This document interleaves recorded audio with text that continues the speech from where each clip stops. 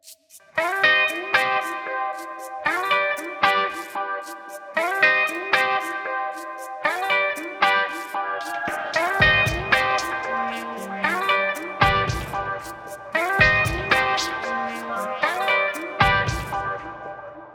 welcome to the Shuttlecast. My name is Sal. I'm Josiah. I'm Nathan. And that was the first time we did it today. Let's go, everyone. Welcome back. Yes. There we go.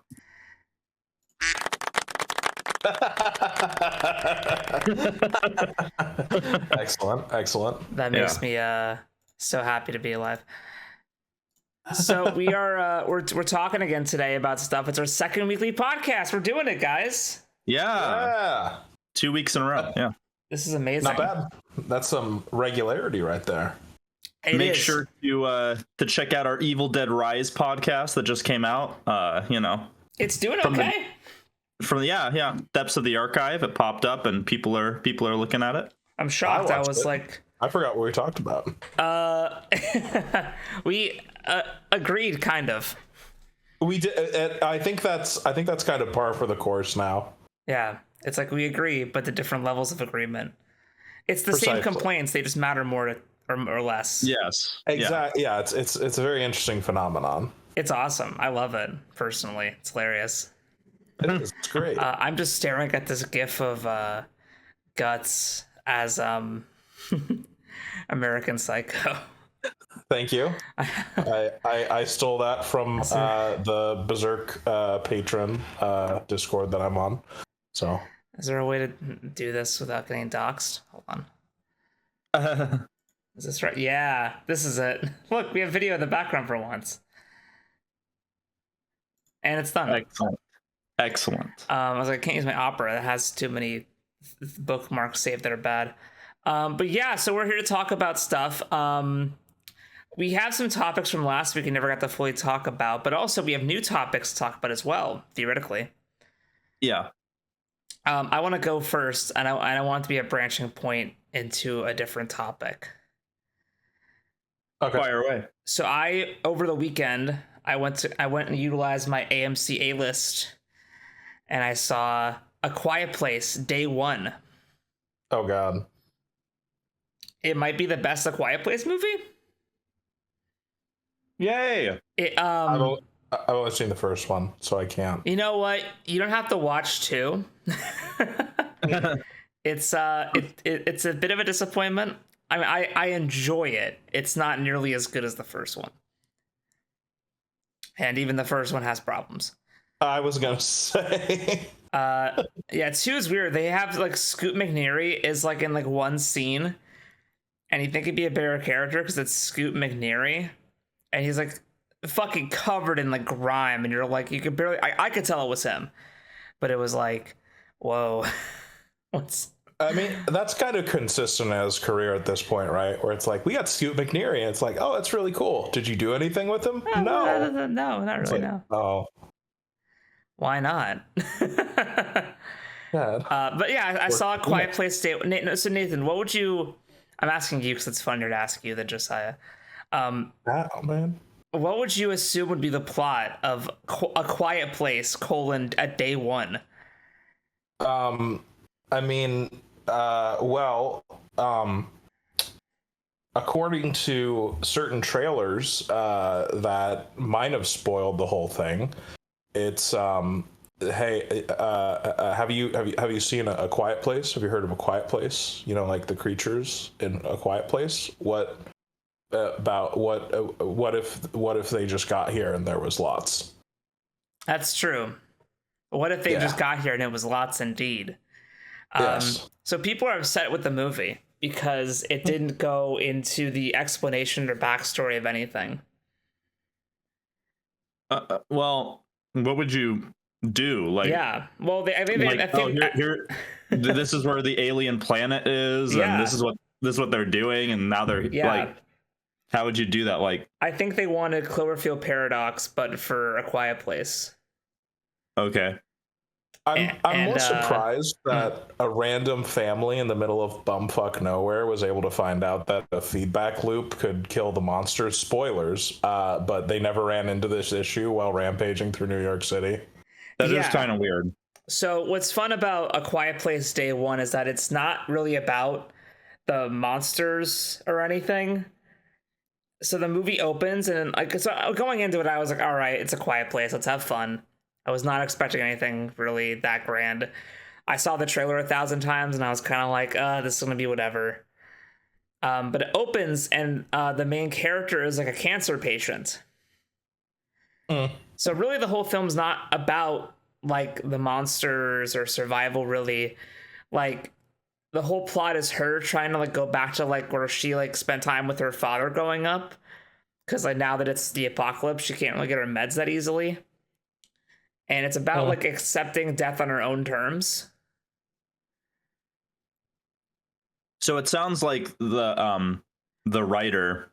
I don't know if the writer is the same as the first two or not, or what the situation is. But it sounds like they had a story and then they just pitched it as A Quiet Place because that was open, and then it got their story made.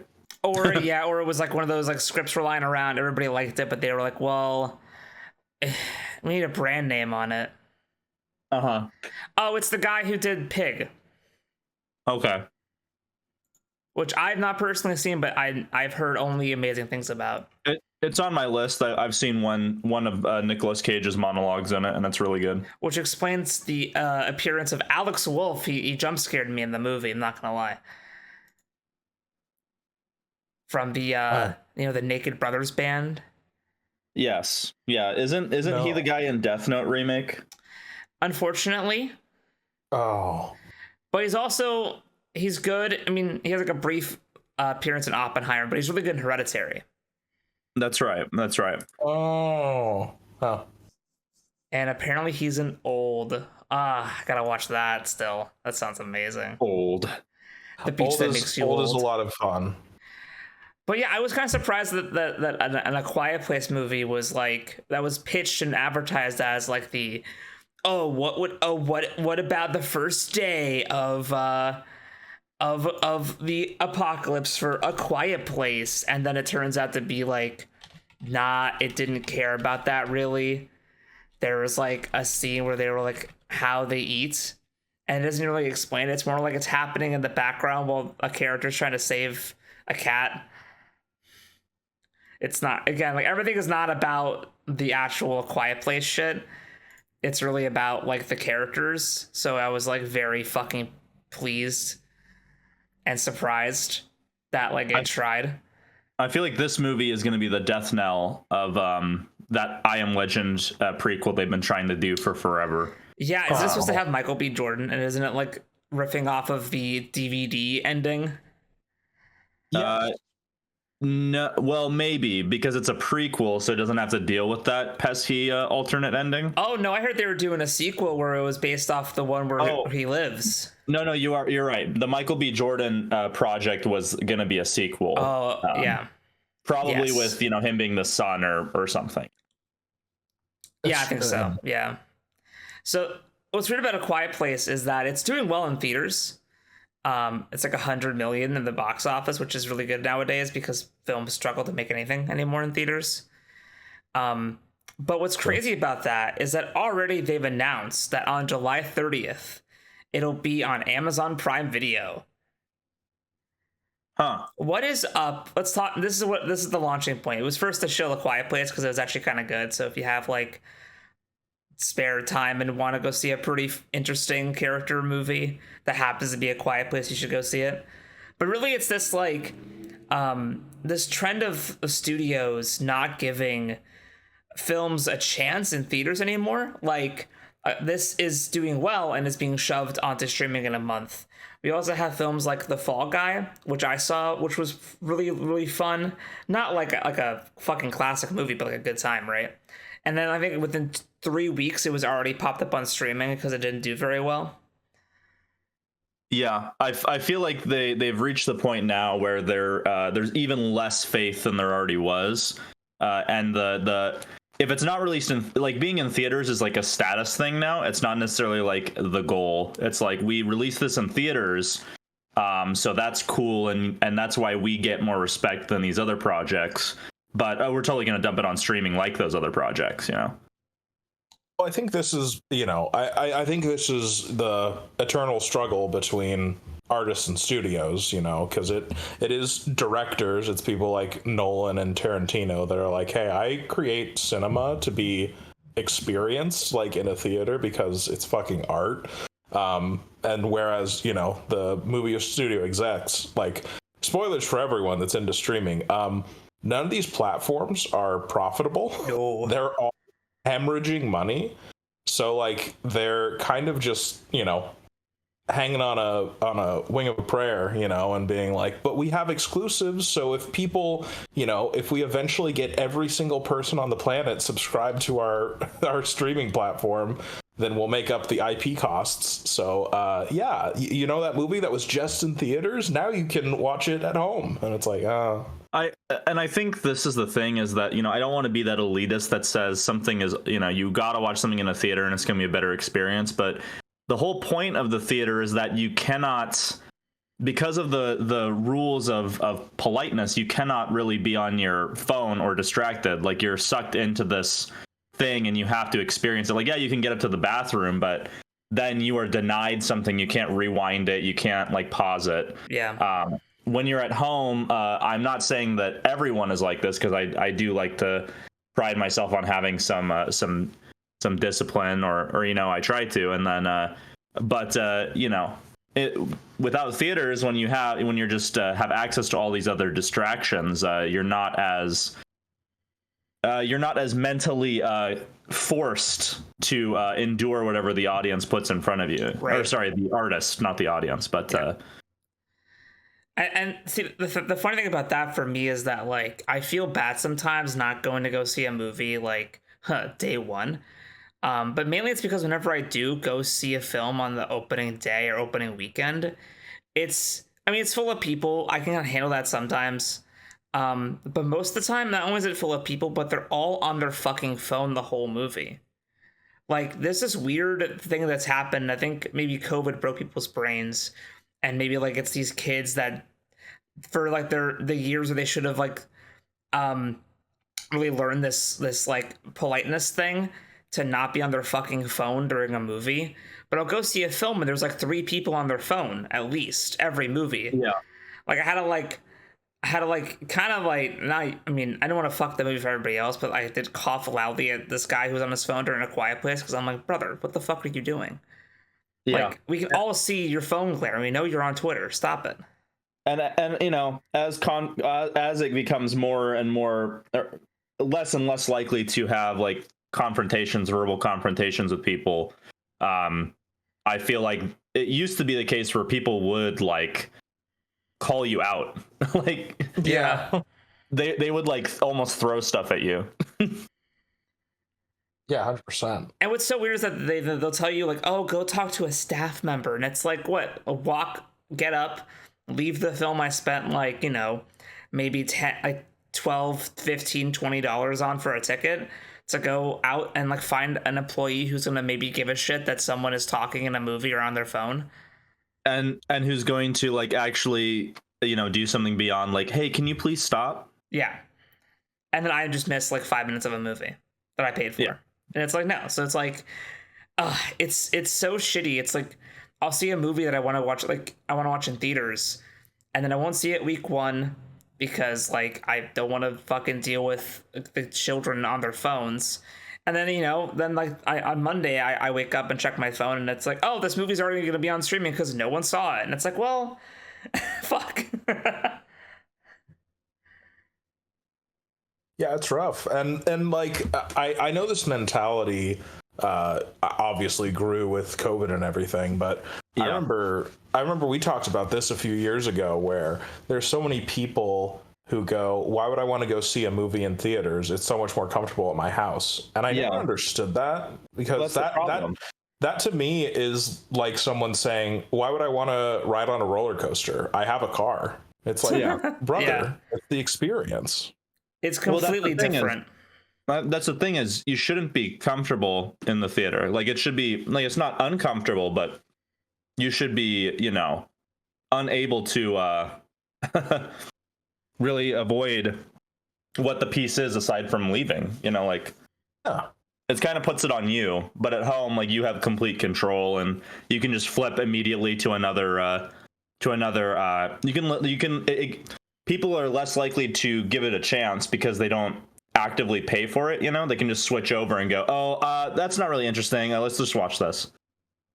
There's so few things in life now that are a gamble. Just like, take a risk, go see something in theaters. It's like how I remember back in sometime in the 2010s, there were rumors going around of a Broadway streaming service, where it's like, we recorded these shows and it died 1,000 deaths because, hey, guess what? Sometimes experiencing things in theater is better than, having something available to stream 24/7. It's the medium is meant to be seen live. So, I mean, I'm not saying that there aren't great recorded, there's several that you could name that have great recorded renditions, but it's go see it live, then you're going to get a much better experience. I've also heard that the Broadway streaming service still kind of exists, but you have to literally go to Broadway and pay to sit down in their theater and watch the stream. So you still have to technically go to Broadway to see Broadway. Yeah. Yeah, exactly. I think Disney paid a fuck ton of money to get the rights to the Hamilton recording. They did. They paid an exorbitant amount. And man, it was dope. I loved it. I was glad I was able to see it. But so I probably would have never have been able to watch that without that recording. That was a supreme gift for what was probably the low point of the pandemic and everything. Yeah, but what's good about that, I think, is that it was years after it had happened, right? It wasn't it was during the original Broadway run where they released this. Oh wait, don't go to Broadway. You have it at home, which is kind of my problem with this whole streaming thing. Is you'll think about seeing a movie, and lots of movies come out every week. Not everyone has the time to do a full day watch of movies at the theater. People have jobs. So I like to dole it out, but then I hear that I dole it out, and then I think this happened with Dev Patel's Monkey Man. I never got to see it in theaters because I think other stuff came out around the same time, so I kind of pushed it back, and then by the time I went to go buy a ticket for it, it was just gone. Yeah. Or what's also bad too is I wanted to go see there's a new Russell Crowe exorcism movie. It's not related to the Pope's Exorcist, but it's another Russell Crowe is an exorcist movie. Yeah. And this weekend I wanted to go see it instead of A Quiet Place, because A Quiet Place is actually my option too, because I went to go look for showtimes for, I think it's called The Exorcism. Mm-hmm. It came a week ago, and there was only one showtime, 10:50 p.m. That's it. Damn. I'm in fucking bed. Because that says 10:50, but there's 40 minutes of fucking Twisters commercials. Oh, fuck. I got a new one this time. It was great. Oh, fuck. Oh, God. The next one I'm really going to try to grab is Long Legs. That's the one that I'm... Yes. Absolutely. Because it looks very interesting. And Neon, as a company, I'm not as familiar with, but I've heard it's pretty much them and A24 are kind of the only bastions of consistent quality in terms of letting the artist have more control, I guess, Quality, because there's other studios that give them control but aren't as good. Blumhouse. Yeah, Blumhouse gives you control. It's just that they're not as consistent. They'll also give you $5 and just take a luck, kid. Well, that's why Blumhouse makes so much money. Yeah. Is because a lot of their projects they found that middle point where honestly a lot of studios should be doing now, is that honestly I think Blumhouse is going to last longer than some of these big ones at this rate. Yeah. Because really, their profit margins are much greater. They cast a very wide net. So as a result, obviously there's lots of hits, but there's a lot of shit that you don't hear about, but it's fine because we spent $50 on it, It's true. I mean, hopefully they wheel out the wheelbarrow of money for Mike Flanagan's Exorcist movie, but they've got to have some kind of like metrics that they, the bigger the risk, the bigger the reward, and all that precisely. shit. Did anyone go see Kevin Costner's American Epic Horizon Part 1? Wait, it came out? Yeah. See? This is the problem with fucking media today. Yeah, I didn't even know. Should we go see it together? This should be a 3-hour experience we all have? Yeah, I mean, I'm always down. I'm always down for a really good Western. Yes. And I was gonna go see it with my hubby, but he was like, 3 hours for Kevin Costner? And I'm like, yeah. And he's like, don't you hate Postman and Waterworld? And I'm like, no. Well, he didn't direct Waterworld. But to be fair, I agree. It should be 4, but that's why we're getting part 2 and 3 and 4. So I think the fact that they're upfront about the fact that it's a part 1 also will make it better because if they decide to make it abrupt, which I don't think they will. That doesn't seem like Costner's MO, but Yeah, we should go see it though, and then we could do a talk about it. Yeah, sounds great. I was gonna see it today, but then I worked. Ew. Oh. But also, I wanted it to be a group effort. I can't be there for 3 hours. I love cinema. I have more topics, but I want to give someone else the floor for a minute. I want to give it to Joe because I feel bad from last time where he didn't get as many of his topics in. So Joe, you've got the floor on your. That's all right. Topic tonight. I have a topic, a real quick one. I wanted to kind of tell a funny anecdote that's related to gaming, and then gaming.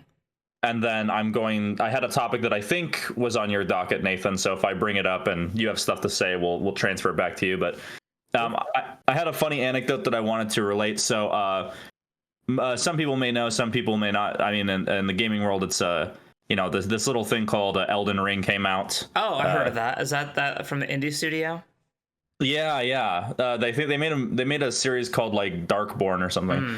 Unknown writer George Martin. Yeah, right. Backstory writer George R. R. Martin. Didn't he do Beauty and the Beast with Ron Perlman? He did. But Elden Ring, it came out, and then recently, after 2 years, the DLC dropped, and the DLC is about as large as Dark Souls 1, I believe. So you're basically getting like a whole other game to add on to the already game that's as big as 2.5 Dark Souls or 3 Dark Souls or whatever.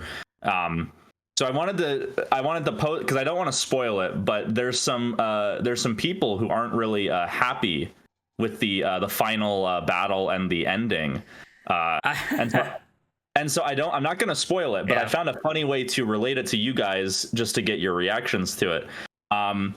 So both of you obviously know Dark Souls 1 very well. And then, Nathan, you know Dark Souls 2. Sal, do you know that bit in Dark Souls 2 where you face Ornstein again? Yeah. Where he's the old dragon slayer and he's like dark instead of lightning, that bit? Yeah. Okay. So I got that far. Yeah. So the best way I can describe it, and I'm not saying this is going to be very reductive, but the final boss of Elden Ring, once I found out the DLC, once I found out what it was, I literally said to myself, the only way I could explain it to these two guys without spoiling it is imagine if in Dark Souls 1, you faced Ornstein and Smough, and then you got to the Artorias of the Abyss DLC, and you're like, okay, so this is building up to there's something about the dark, about humanity. They set up the furtive pygmy with Manus and stuff.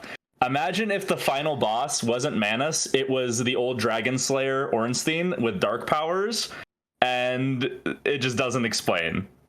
But he's not is he that strong and difficult, or has he been buffed beyond? No. I'm not trying to make a literal okay. Difficulty wise, no. He's way harder. He's way harder, but lore wise, it's literally if you beat in the base game, beat this boss, and then in the DLC, it's hey, they're back. But I mean, I'm simplifying it, but I just wanted to bring that up because I thought that'd be a funny way to have a non-spoiler. It's funny because I because I'm completely unfamiliar with, both Elden Ring and its DLC. Yeah. So I mean, you're still on Dark Souls 2, bro. I know, listen, I failed to get I failed my no death run and it broke me, so I am gonna need another couple months.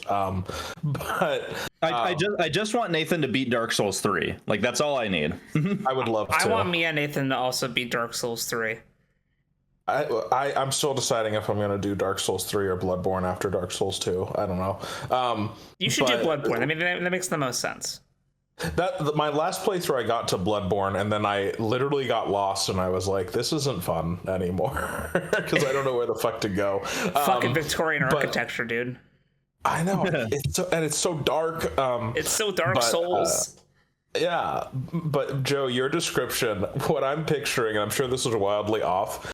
I'm just picturing the final boss of the Elden Ring DLC being like a dark skin of Lord Gwyn and being like, full circle, it is the end of Dark Souls. Yeah, that would be kind of a way to view it. No, it's just King Allant. That would be awesome if like the Demon Souls character came back and was like, psych, this all was in the same universe, fool. The Demon Souls score hits. It's like, oh! Yeah, and then you just get your soul sucked. Yeah, but this time when he grabs you, it sucks away like 5 levels instead of 1. There's a monster in Destiny 2 that does that, and every time it happens, I get fucking flashbacks to King Allant. Yeah, I'm like, no, please don't do it. Yeah, it's terrible. But Nathan, you should tell everybody. So explain your process of going through Dark Souls over the, I don't know, years I've known you. Real quick, let me crack one open. Okay, you're good. That was pretty good. See, I did it last time, and you do it this time. It's good. Oh, there we go. So wonderful. Hold on a second. I gotta wash down a bite of food. Very professional.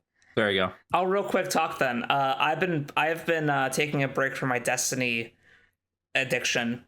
Because the final expansion, quote unquote, the final shape came out, and I've been grinding it like crazy, and it was really emotional, a lot of fun actually. But I've taken a break because I hit that point of Destiny 2 where you're through all the fun story stuff, and then Destiny's giving you like fucking checklists to do. So I picked up Lies of P. Hey, awesome! I've been playing Lies of P, and I gotta tell you, it's fucking good. It's the best Souls-like I've played. It's the closest in quality. It's incredible. It's the Bloodborne 2. Yeah, honestly, that Legion arm attachment, like Pinocchio's your left trigger. Yeah. Ability it's so fun how you can like customize it to do different things. You can build new ones, and how that works in combat, and it's just a really fucking fun game. I like how it's kind of pretty linear. Yes. It's not quite like, I mean, Nathan mentioned it, Bloodborne can get a bit confusing. Even for me, and I kind of know where I'm going most of the time, but even sometimes I'm like, it's, where do I turn? It's like getting into the village, I'm always like, where the fuck do I go again? The thing about Bloodborne is like the beginning is really like labyrinthian, and then over time you kind of like, you get more and more linear with it, I guess. Yeah, so Lies of P's been dope as fuck. I really love the mechanic they have in it where when you're down to your last Estus flask, and you're out, if you do enough damage, you gain 1 back. Yes. That's really clutch if you can get enough attacks in. And the thing is, Elden Ring does that too, where if you kill like a certain amount of enemies, you get the flasks back. But yeah, Lies of P, I've only gotten like past the demo, so I've fought like the first 2 bosses, but it's a great game. The only thing I need to do is buckle down and master that parrying, and I'm gonna just have a blast. The other morning I finally died. It was like 5 hours and I finally died, and I was like, fuck. I thought I was better than this.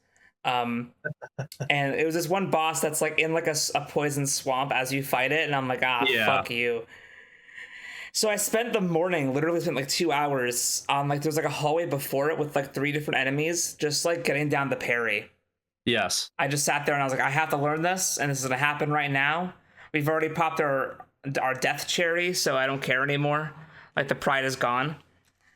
So I literally now it's the get good phase. Yeah, it's funny. I had that same location. I did the same thing. Wow, really? Like, I died, and then I'm like, okay, these 3 guys, I gotta learn this parry. Yeah, it's a really good spot because there's the one big fucker and the one like fast fucker, so you can kind of like really learn both ways. It's really good.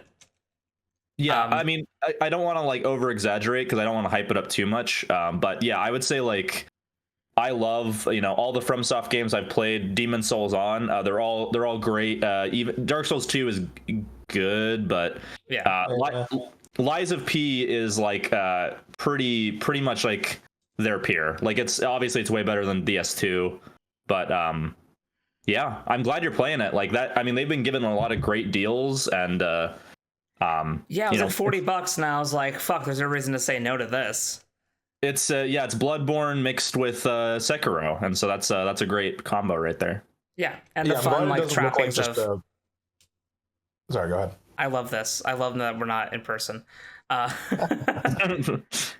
the fun trappings of Pinocchio and like the lying mechanic.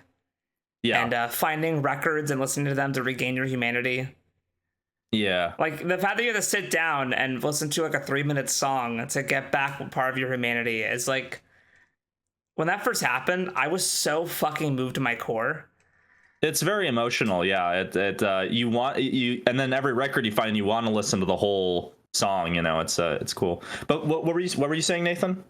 I was gonna say, I'm glad it's not like this weird little flash in the pan, because I remember when it was first being advertised and everything, and it's like, oh, we're doing a Soulsborne-esque game, but it's Pinocchio, and it's like, oh, okay, that's cute, but it sounds like they've actually put the time and the work in, and like it's low key seeming to get a lot of support. Like it seems like a kind of an indie darling for gaming, so I'm glad.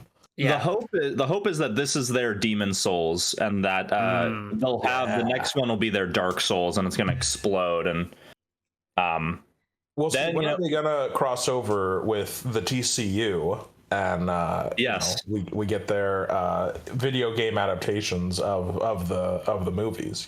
Well, I don't want to spoil it, but Lies of P has some characters from another fairy tale. So. Excellent. So I think they're kind of hinting at their own TCU. Perfect. Kind of deal. If the ending is like a hype for the Little Red Riding Hood Souls, like I'm on board. Yeah, 100%. Like if they just want to do Souls likes of all the fairy tale, like the Peter Pan Souls like where you fight the crocodile at the end of the game. Come on. Yeah, like with the Lost Boys, and they're all like merchants for different upgrades. Exactly. I love it. It writes itself. Yeah, it's and the storytelling, they do have the lore in the item descriptions, but they do have a bit more. It is kind of like Sekiro, where the story is a bit more linear is the wrong word, but a bit more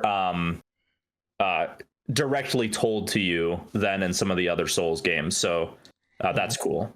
It's also nice if there's a character you have to talk to in a certain bonfire. It's called a stargazer, because if you wish upon a star, it'll have like a little like blue little dot to indicate, hey, you should check this area out around here. Okay. It's nice. It's not hand-holdy, but it's more like it's nudging you a little bit so you don't miss out on certain stuff. That is good. But speaking of characters that could use a really good video game, and they're in fact getting a movie instead, let's talk about Hellboy: The Crooked Man.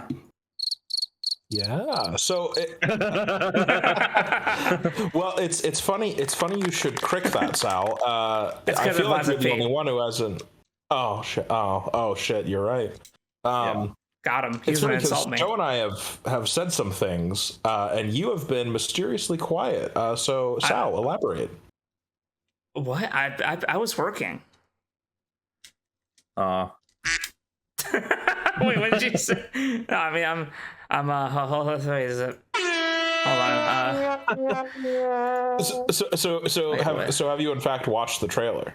I watched it with the sound off on Twitter, and I was like, I'm okay. Okay. It doesn't really count. I thought about it. It doesn't really count. Well, if you want to mute and go watch it with sound, you can, or we can, Oh my gosh, should we do our very first Our live react. it's janky because we're not in the same. Everything's wrong. Hold on. Let me youtube.com. Okay, but yeah, so Nathan, man. We had the misfortune. It looks so bad already. Okay. Oh shit, wrong speaker. Wrong speaker.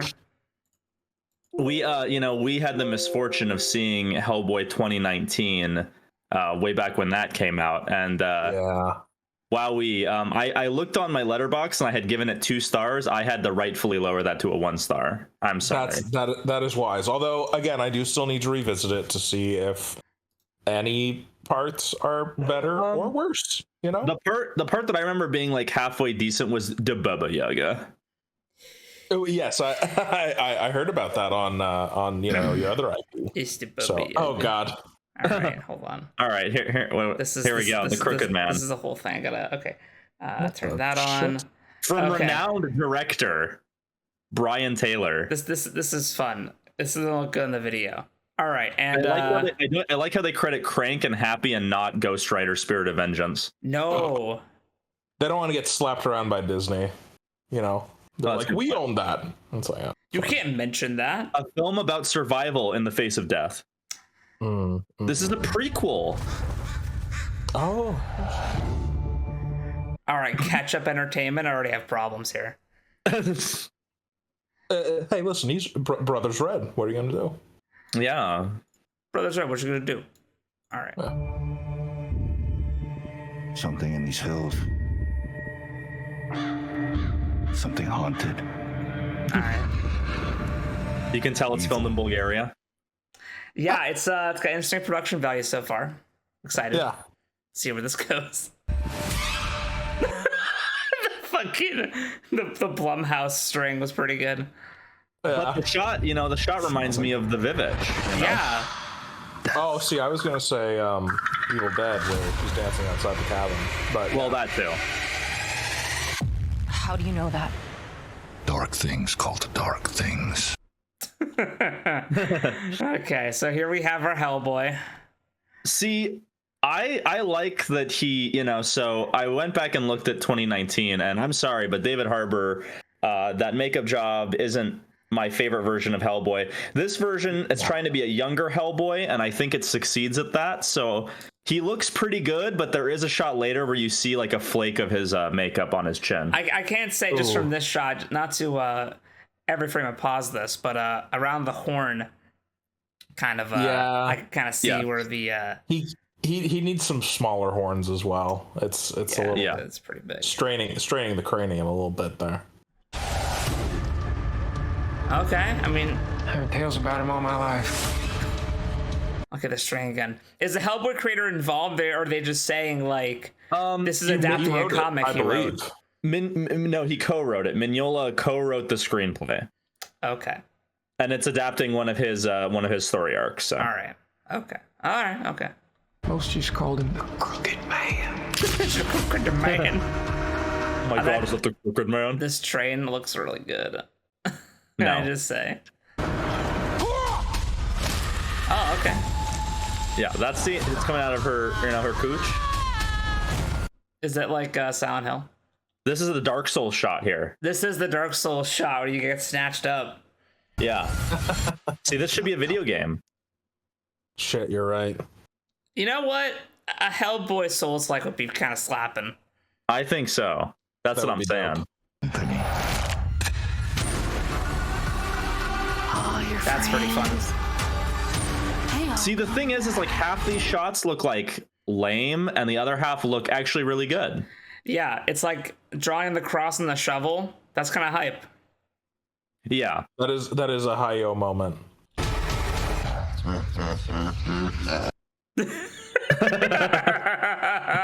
Are you serious? He's an asshole. That looks He's amazing. an asshole. That's so good. Oh, it's so good.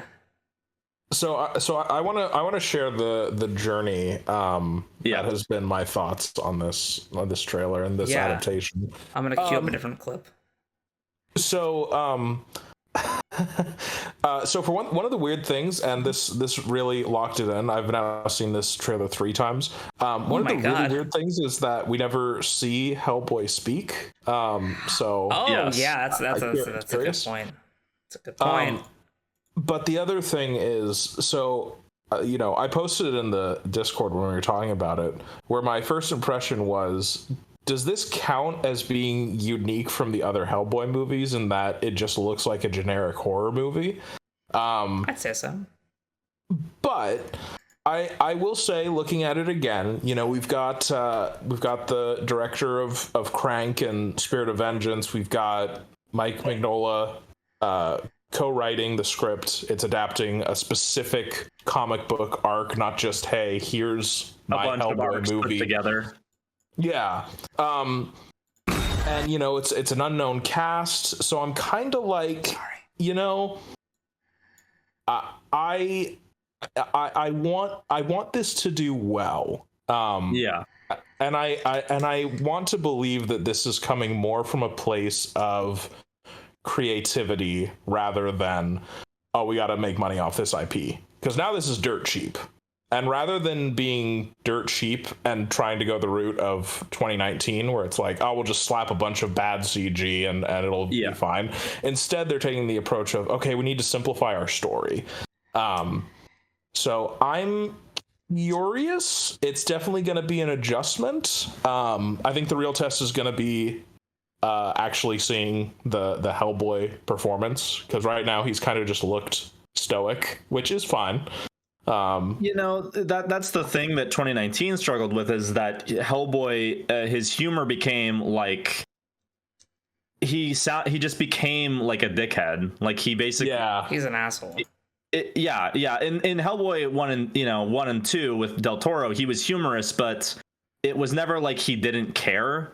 Like he was trying to make light of things. But in 2019, he became like a Deadpool-esque character, and it seems to me like they've really dialed that back to make him more serious. And, it is a younger Hellboy. Maybe he's not fully confident, and that'll become like a story point. I do think you need some humor to make it feel like Hellboy. But if Mignola's co-writing it, we need to see more from this Hellboy. I'm liking like you're saying, I'm liking the idea of simplifying this. Let's just tell like a spooky supernatural story with Hellboy. He's on his own. He's young.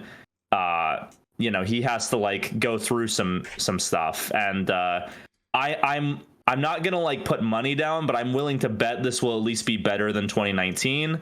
Is it gonna reach the Del Toro films? That is yet to be determined. There are some bits that look rough, like some of the CG, but 2019 had terrible CG. So if it has less CG, less CG that'll per be capita. fine. Yeah, like the snake looked good. Like there was stuff in there that looked good, and it is a lower budget Hellboy, but I think that's kind of what we need, because we kind of went a bit wackadoodle stupid last time. Yeah. And superhero movies in general, where it's like, let's, anyone can, drop a bucket of cash down on the ground and make your shit look good, or alternatively, drop a bucket of shit and still make your shit look bad. But, if in theory, if we're confined to such a small budget, maybe it means we have to be creative with what we're doing. So, because it could go two ways. This could be like essentially a step up from direct to video, and Hellboy is going down a dark path as a franchise, or it might actually be good and become enough of a cult classic that Hellboy won't die and it'll continue in some form. Well, and mission accomplished already, because I saw this trailer. I think you told me, it's funny, I think you told me about the new Hellboy film coming out, and then like the next day the trailer came out. Yeah. But then when I looked into it, it was like, oh yeah, this is Hellboy: The Crooked Man. It's based on this Hellboy comic series specifically, and I'm like, oh, maybe I should read Hellboy: The Crooked Man comic to see what this is about. Oh my god, they got you. Because I can't just compare this to the Del Toro film in 2019, although you know, one of those would make it look more favorable and the other would probably make it look worse. But if we're, you know, they're showing off, look, it's Mike Mignola, you know, maybe I need to understand the source material a little better. And I've read the first 2 or 3 arcs of the Hellboy comics, and it's really good. I haven't gotten to Crooked Man, but you know, I do enjoy the comic quite a bit. It's got a good vibe. It's well drawn. Like, I love the art style of Mignola. I love the kind of, he does the kind of the thing that a lot of people do, where it's, hey, all myths are true, all supernatural stuff exists simultaneously somehow. I'm gonna make it fit. But you know, he does it in a good way. I like how he does it. Well, that makes me curious, since you've read it. So, what based on what you've seen in the comics, what is the characterization you see of Hellboy? Because based on this trailer, what it seemed like to me was that they're kind of going with this idea of, like, his name's Hellboy, you know, that's kind of the silly concept, but what if we play it straight? Is that anything I would say that Perlman in the first Hellboy probably got the closest, because he is serious, like he is kind of brooding sometimes, but he has a very dry sense of humor. Like, the constant thing in the Hellboy comics is this like this horror and then like dry humor in response. Like gallows humor, you know. So and Perlman got a, you know, and Del Toro and Perlman got a bit more silly in Golden Army. I do think the Golden Army is I like it a bit more than the first Hellboy, but the first Hellboy by Del Toro is how I interpret the character when I'm reading him on the page. I can see that. So, you know, it could be that they're trying to not put too much humor in the trailer, because for me, this, if you're looking at it from an advertising point of view, it's trying to be that, you know, probably like if you're being unfavorable Blumhouse, if you're being favorable A24 type horror movie that just happens to have a comic character in it. And again, this is the guy from Crank and Spirit of Vengeance, so we know that he can throw goofy shit in. So I think they're holding back. I think they're trying to earn some goodwill, and, you know, I respect that. I hope they don't dial too far in the opposite direction. I don't know what the reaction to the trailer is. I've heard a lot of people say, like, okay, let's see what they do, and like, ooh, they're doing low budget, maybe they can do this. But I hope there's not you know, vocal group saying like, oh, like, this doesn't capture it all, he should be so much funnier, and then like the next trailer is nothing but humor, and it's like, fuck me. Yeah, and it looks like Sal's pulling it up that people are pretty critical. I think people are scared, and, you know, after 2019, I'd be scared too. But I don't think we can blame this movie for killing Hellboy 3. Okay, that was the last movie. We have to move past that.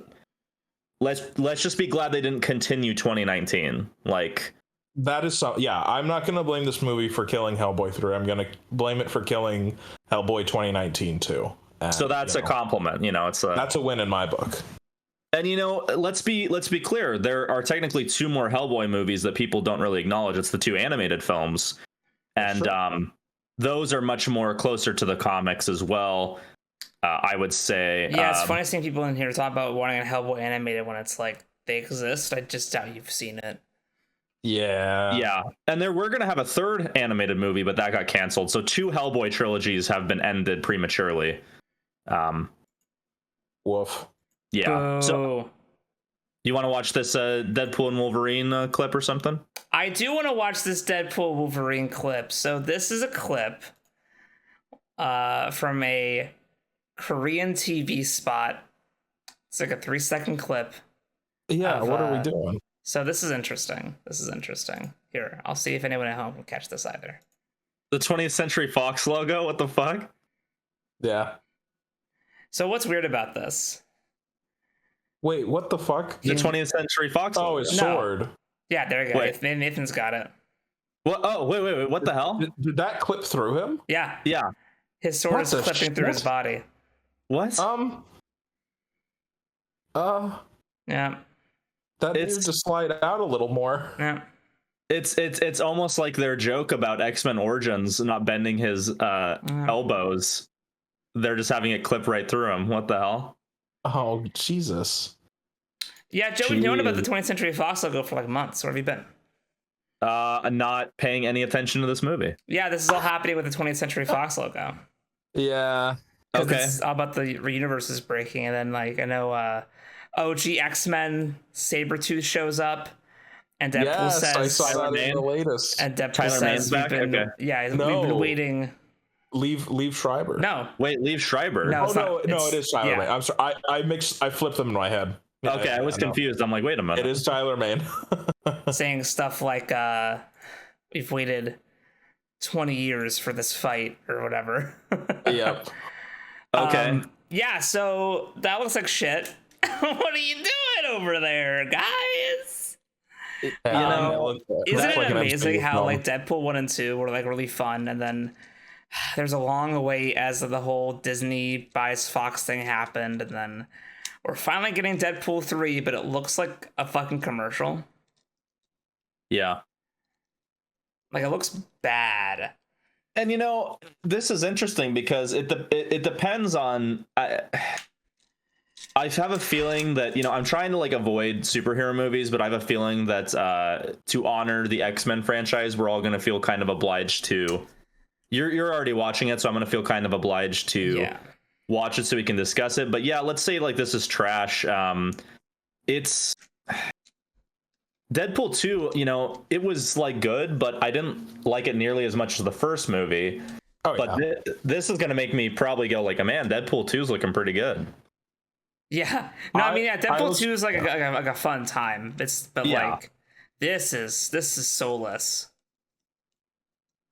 And maybe that's going to be like part of the point is like Ryan Reynolds is pretty smart and like the joke is going to be that it's soulless, but still like God. He's already said like that it's that he's feeding you shit or whatever. Yeah. It's I don't know. I feel like you should have more integrity as an artist. Yeah, I don't know. Like this is probably going to be Hugh Jackman's actual last Wolverine role. I know. Look, I get it. Like Hugh Jackman wants to act opposite Ryan Reynolds' Deadpool, and he wants to kind of be in the MCU. But Logan was I'm not even talking about like within any context of the X-Men or superhero films. Like Logan is a great film. Like and it's such a perfect ending to the whole X-Men series. You know, and they could have just.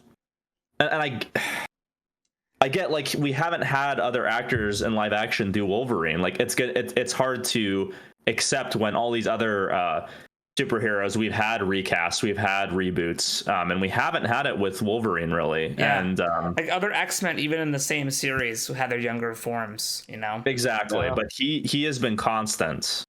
And yeah, if this is the to me this doesn't feel like the swan song. This feels like if let's say the movie's like good, I still feel like this film is going to end up being like, yeah, I'm going to watch the Deadpool trilogy before I watch Logan. Like this isn't going to be the final one I watch. Yep. You know what I mean? This is like the Weekend at Bernie's of the X-Men Fox universe. Yeah. And we're just going to pretend it's all, this dead corpse is alive and it's all good, but it's not. Yeah. And the Fox, I think we would all agree, is the Fox X-Men series, surprisingly consistent for a good amount of time. Yeah. With some dips, but I'd say even in the dips, though, there's good stuff in them. Oh, for sure. Like, I mean, X-Men Origins Wolverine is better than a lot of. I would watch it before a lot of MCU stuff, and I have, so. Yeah, isn't it funny that when it came out, it was kind of like, fuck, and then now it's like, you know what? He did call him Bob. Again, there from 2010 onward, overall, superhero movies have really been patting out the bottom to really raise up the crummier early 2000s superhero Yeah, like movies. Daredevil and these movies we used to consider bad, like Daredevil and Fantastic Four 2004, and what's another good example? Like, I mean, I'm not gonna defend Elektra, but those movies, they're looking pretty good. Like in the pantheon of superhero fiction at this point, like even Last Stand still like somewhat understood the characters. But see, I don't think it's nostalgia goggles, because the nostalgia was that they were bad. And like even Ghost Rider, like I go back to the original Ghost Rider, I'm like, it's not great, but like it's passable. There you go. It's like passable. I don't know. Maybe it is nostalgia, but I don't know. I was kind of fucking with you. No, that's fair. You're right. Yeah, I don't know. I feel there it is, and there it is. I understand what you're saying. I mean, the thing about back then was like they were trying to launch realistically, maybe a trilogy. They wanted trilogies, yeah. Yeah, they were only thinking about the Kevin Feige Dark Universe or whatever. Like they weren't thinking about that. Whereas now I feel like stuff is made like the hit because they know it'll work. To hit like the margins and not to make art, which is kind of why I think Crooked Man might be interesting. Yeah, because that might be a movie that is made because they were like, "Hey, I really want to see my Crooked Man arc on film. We could make this into an interesting low budget horror movie. Let's go." And it doesn't feel like they're going like, this is going to launch the Dark Horse cinematic universe. It's like, no, fuck, man. Let's just tell one fucking story at a fucking time. Yeah. They just want to tell that's the thing, is what I'm getting is they want to just tell a Hellboy story, and hopefully they want to tell a good one. And I think as long as they don't make if this is kind of like low rent, boring kind of bad, that's unfortunate. But I'm rooting for him. That's what I'll say. I'm rooting for him. The thing about Marvel is that it all looks like a fucking product. Yeah. And I want to be reminded of that when I'm watching a movie. I know it's a movie. I know it's a product. I just don't want to be. I don't want to know the kayfabe of how it exists. Whereas, man, I forget what I was watching, but I had a trailer for Deadpool X Wolverine showed up, and I was like, okay, and then it turned into a Heineken ad. Oof. And I'm like, oh, it's the same quality as the movie. Yeah. I couldn't tell it was and even Sean was like, what an ad? And I'm like, yeah. Gotcha. Yeah. There's no discernible like difference. It looks the same. It looks like shit. And like I hate that I have to like, I don't know. I know I don't probably have to know this, but they're incorporating TVA shit. I didn't watch Loki. Yeah. Yeah, that's how they're doing it. Yeah. It's like, hey, you're from the Fox's X-Men universe, but multiverse in the MCU, so we brought you into the main MCU universe. And it's like, I was betrayed after WandaVision, where they brought in Fox X-Men Quicksilver, and then we're like, his name is Dick Boner. He's actually just a random actor that looks somehow like an alternate universe's version of Quicksilver. Yeah. And then I never watched another Disney Plus Marvel thing ever again. Except for the horror one that was great. Oh yeah, the multiverse it was a horrifying thing for the studios to finally realize. Oh god, like because we all knew about it for years. Like fiction and comics have been doing multiverse stuff, and then when the studios realized like what the potential of like nothing matters, like the story doesn't have to be consistent. We have a get out of jail free card. Actors can just be recast, and we just. There's no like need to have any integrity. Like we can literally just drain this shit dry. I can't wait for Robert Downey Jr. to come back as alternate universe Tony Stark. Yeah. I love that this all stemmed from the MCU not wanting to play ball with the spumc. And so they're like, listen, Sony, we're going to let you make your 5 Spider-Man movies, but first we're going to make about 20 movies to pound it into the audience head that, hey, there's a multiverse. It's not really the MCU. And it's like, okay. Yeah. Hey, They knew the Tom Holland contract was unstoppable, and they had to avert it, you know. Why does Venom 3 look kind of amazing though?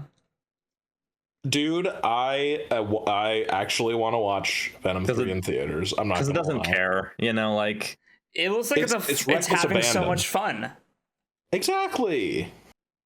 They found out that you know, they're not going to be able to get Eddie Brock Venom into the MCU, so they're like, all right, let's just have some fucking fun with symbiotes and shit. Fuck it, Venom Horse, let's go. Venom Horse, that's right. I'm hyped for Venom Horse. I'm hyped for the whole movie. It looks amazing. It looks like so much fucking fun. It looks like the fun parts of Let There Be Carnage, but it's the whole movie. yeah. Which, thank God. When Venom saw a random monster and then, you know, still in Venom form was like, Jesus Christ, I was like, I didn't know I needed that, but, you know, it's very fun. It's the gift that keeps on giving. I mean, it looks better than fucking Kraven the Hunter. What? Ooh. That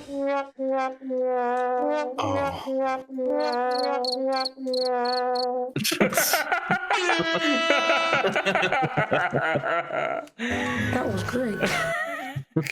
Kraven the fucking Hunter. They pushed it back because they have so much confidence. Well, it's because people found out it's actually Kraven the anti-poacher, and it's like, oh, so he's a little bitch. I can't wait. We want Kraven to kill animals. I want that. Yes. This holiday season, will you see Kraven the Hunter or Nosferatu? Kraven the Hunter, because Nosferatu means I have to think. Is Nosferatu mean to animals? Because I don't know if that's going to work with our demographic. God, yeah, I just finished Gen V, and so all that kind of stuff is very in my brain. But like, speaking of Nosferatu, it's on YouTube. I recently watched Robert Eggers' short film adaptation of Edgar Allan Poe's The Telltale Heart. And, isn't it so good? Strong recommend. Very good. Yeah. Very good. He knows what he's doing. He's a filmmaker. As the kids say, he's got the sauce. Yeah, he's got that. He's got that sauce. He's got that dog in him. He's got Robert Eggers fans. They're eating. We eating good. So back to superheroes. That was too much art. Sorry. Oh fuck me. I know. There's a topic I wanted to talk about last week we never touched on. And this kind of relates to a bit of Deadpool, but I want to not talk about Deadpool for too long. But you know, Joe, you didn't know about the Fox logo. No. I had known about that for maybe a year because set photos got leaked. Right. Because I think they did the Tokusatsu Power Rangers Kamen Rider thing of filming in a quarry, which I recommend. It's always good too. Yeah. They're just sitting there, man, just filming it. But yeah, they filmed and they had the big Fox logo. So that's the thing that's been, you know, if you're chronically online like I am, you've known about it for a while. But recently, as of last week and this week as well, they're currently shooting James Gunn's Superman movie. That's right. And I have seen so much of this movie that I kind of hate it. Oh man, not the movie itself, but the fact that I have seen so much of it already without it even being in the editing room yet. Yeah. I will say it looks really good. I'm not one of those fucking virgins that get all like panties in a knot that, oh, this suit doesn't fit him quite accurately because there's wrinkles on this part and his boot is a little bit ill-fitting. No, fuck you. Get some help. Touch grass. Go outside. It's fine. If it's weird, they'll smooth it over in post. It's okay. Shut the fuck up. But it looks great. His suit looks super nice and like colorful. Mr. Terrific? Yeah. Looks terrific. He got fucking jacked. Yeah. I like Mr. Terrific. That's an extremely comic accurate suit. That's actually kind of scary. It's do you guys know who's playing him? The guy who can't die but died? Yes, precisely. It's Darwin from First Class, you know? Oh, yeah, that's nice. Yeah. Good to see he's doing well. And did you Well, also yeah. know that Lex Luthor is being played by the guy who played Beast in First Class? Okay. That's the IMDb trivia section.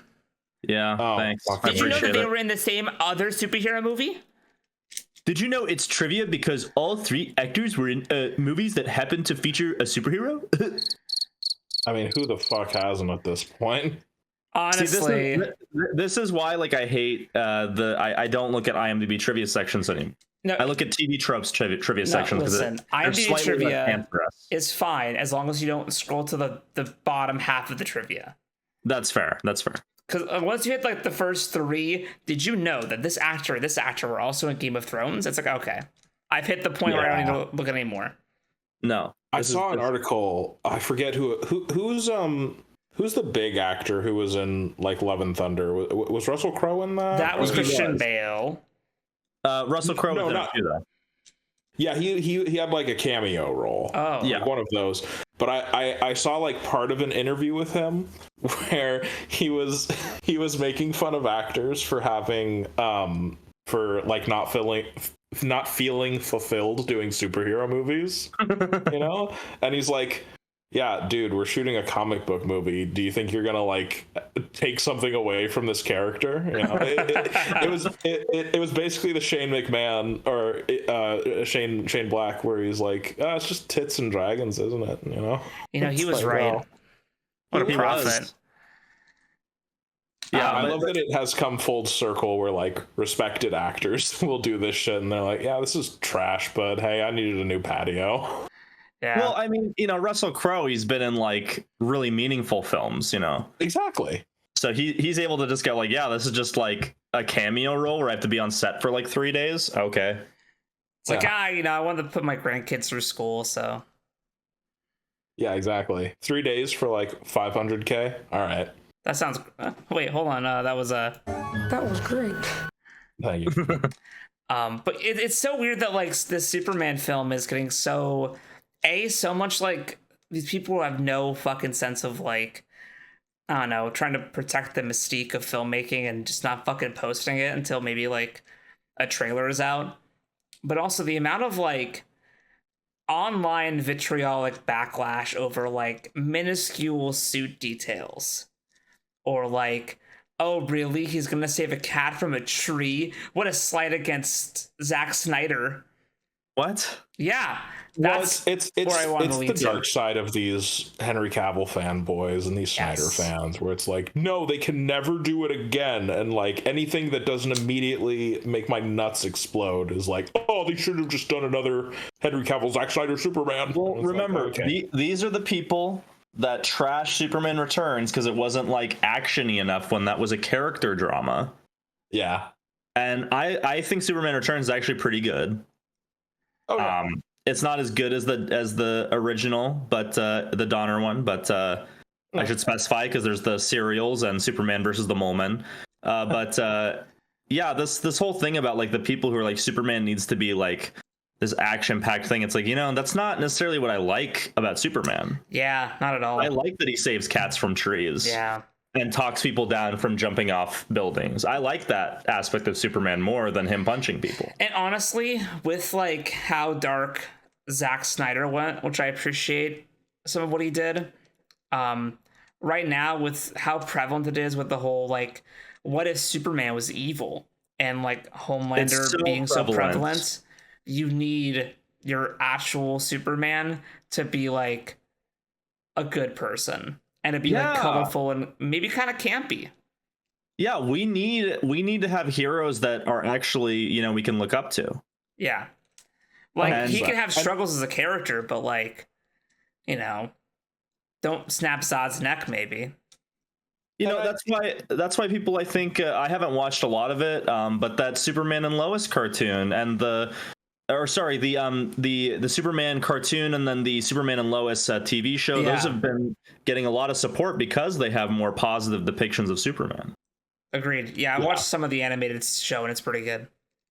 And I understand the appeal and the want for there to be, darker superhero movies, because, when your alternative is the MCU, I mean, it's so fucking saccharine that I'm gonna get fucking diabetes. But I think the reason, ironically, that people are still advocating for it is because it, like, at least as far as the old DCEU, it hasn't been done well yet.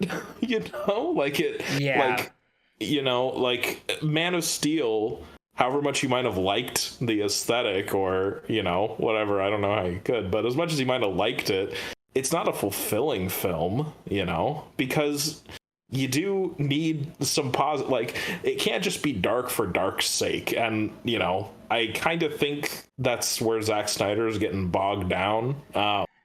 He loves his grimdark, and I get it. But I do appreciate that with this one. I feel like it's funny. I expected the vitriol to be a lot worse from all the Snyder fans, but I do appreciate that at least half of them are like, well, I know that James Gunn makes good stuff too, so it's probably going to be good, but I don't know. And it's like, yeah, shut your fucking mouth. Oh, wow. I want to be where you're looking at, bro. All I see on my TL is just the ravenous hatred from Zack Snyder fans. Well, those are the ones that haven't watched Peacemaker, so they're the fake fans anyway. No, that's bad too. Yeah, yeah, Nathan, come on. That's also bad. At that point, there's no accounting for taste. Guardians 3 is bad. The Suicide Squad is bad. Oh. Yeah, no, they hate. I'm talking about Suicide Squad. And what's so funny too is that, like, there's this big war between Zack Snyder fans and James Gunn fans, which is so dumb because, like, they're probably at most pretty good friends, at least like good acquaintances. Sure. You know what I mean? It's so interesting that there's this even if they weren't, it's regardless, like, they're just two artists who have different approaches, there's nothing. Maybe you could argue that artistically they're opposed, but I wouldn't necessarily say that. Like, I would, I watched Guardians 3, and I promised that I would, and Nathan showed it to me, and I was like, wow, that was a good movie. That ended the trilogy very nicely. I feel good inside. Like, I feel positive. That ending was so beautiful. I fucking teared up. I was not okay. Man. It's very beautiful. He did a great job with that. And if that energy there, if like that ending of Guardians, if that's what he wants, like the ending of a Superman trilogy to be, do it. Like, let him do it. Come on, please. Yeah. I do really hope that, with that in mind, and I know that this is, antithetical to cinematic universes that fucking everyone wants to do now, but what I really hope is that they'll take the approach of the end of each of their phases could be the end. Like, obviously they're gonna keep making shit until they run it into the ground, and I would be very surprised if they actually have an ending in sight. But if you were to tell me that we're gonna get like 5 or 6 movies and 4 or 5 TV shows, and then we're gonna get the big Justice League movie, and then if you want, you could hop off there, but if you want to stay on, then we're gonna do the same thing, and then we get Justice League 2. I would respect that, because I feel like the MCU didn't really have that until Infinity War and Endgame. Yeah, I mean, I would say so. I even like Phase 1, the ending was teasing the coming threat. I think Endgame was a point to jump off, and I know a good amount of people were ready to, and I basically did. Yeah. Yeah, I had a soft jump off. I was sort of like, I'll see where it goes, and I tried 1 or 2 things afterwards, and I was like, I'm okay. I mean, I remember, like I said earlier, I kept my word. I said after Endgame, I'm like, I didn't really like all of what Endgame gave me, but you know what? I promise that I will at least finish James Gunn's Guardians trilogy, because I feel like that's a good epilogue for this series. And you were rewarded for your efforts. Yeah, and the behind the scenes of that is just such a triumphant story where James Gunn, returns from being falsely canceled and is like, all right, Marvel, I'm going to give you 1 more movie, but then I got to go work on my cinematic universe. Yeah. And it's like, Yeah, that is a complete Chad move. Yeah. And the fact that he didn't I don't know. He didn't sabotage it. He chose to do a great movie, and then he's like, okay, bye. Yeah, the most he did was, give it a fairly definitive ending. A filmmaker would have to do a lot of work to bring back the original Guardians of the Galaxy team. But even then, it's like, hey, this is the end of my trilogy. Of course, I'm gonna give all of the characters an ending. What a fucking concept! I know, wild. I think for the the new DC universe, I think it'd be cool maybe if solo films were a bit more infrequent. Or there's more team up stuff, or I don't know. It's interesting because I know that they said that if it's in the DC universe, it's going to be the same actors and everything. Yeah. Well, didn't James Gunn say the only actors, or the only main actor who was going to return was good? Because obviously, Lobo is a previous actor. Yeah. But Blue Beetle is going to be the only consistent cast member, or one of the only, besides the Suicide Squad. I think it's Blue Beetle, Peacemaker, Amanda Waller. Yeah. Wait, it's the same Blue Beetle from the Oh, yes. That's funny. James Gunn was like, yes, I totally support Blue Beetle, and it's not canon, but I'm carrying that actor over. That's okay, nice. All right. Yeah, he did that movie a huge favor. You know what's so dumb? The thing he said, where it's season 1 of Peacemaker is not canon to the new universe, but season 2 is. Fucking crazy bastard. So weird. I mean, listen, it's so weird, but what are you gonna do? It's I mean, the man had to shill the Flash in order to get his position, so Yeah. Yikes. That's a rough thing to shill.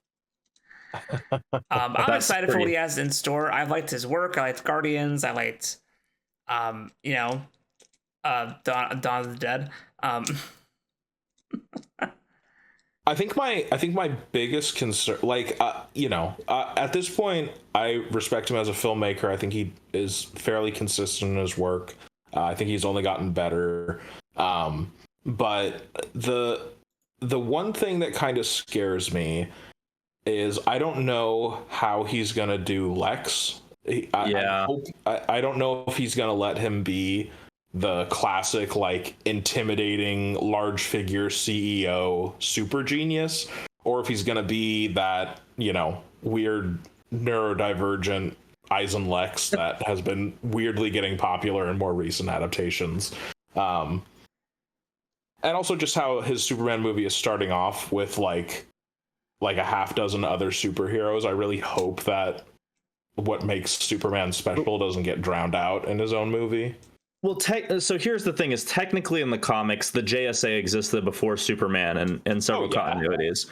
But I agree with you. I think what James Gunn is trying to do is he's not. So here's what I can speculate. I hear your concerns, and they are very valid concerns. Superman, what makes Superman special? He's going to have the heroes exist and show why Superman is special and a leader and better by having him have to prove himself, and so the audience won't be able to rely on the fact that he's the first. They'll have to go, he morally is and leadership wise is the king, right? Is he going to do that? That wonderful concept so well said by known rapist Max Landis, where the thing that makes Superman great is that he's not a fucking asshole. He didn't have to be told to help people when he gets power. He just does because he's a good person. Man. Yes. Despite being known rapist Max Landis, he had some good points. I don't want to get into the Max Landis thing, but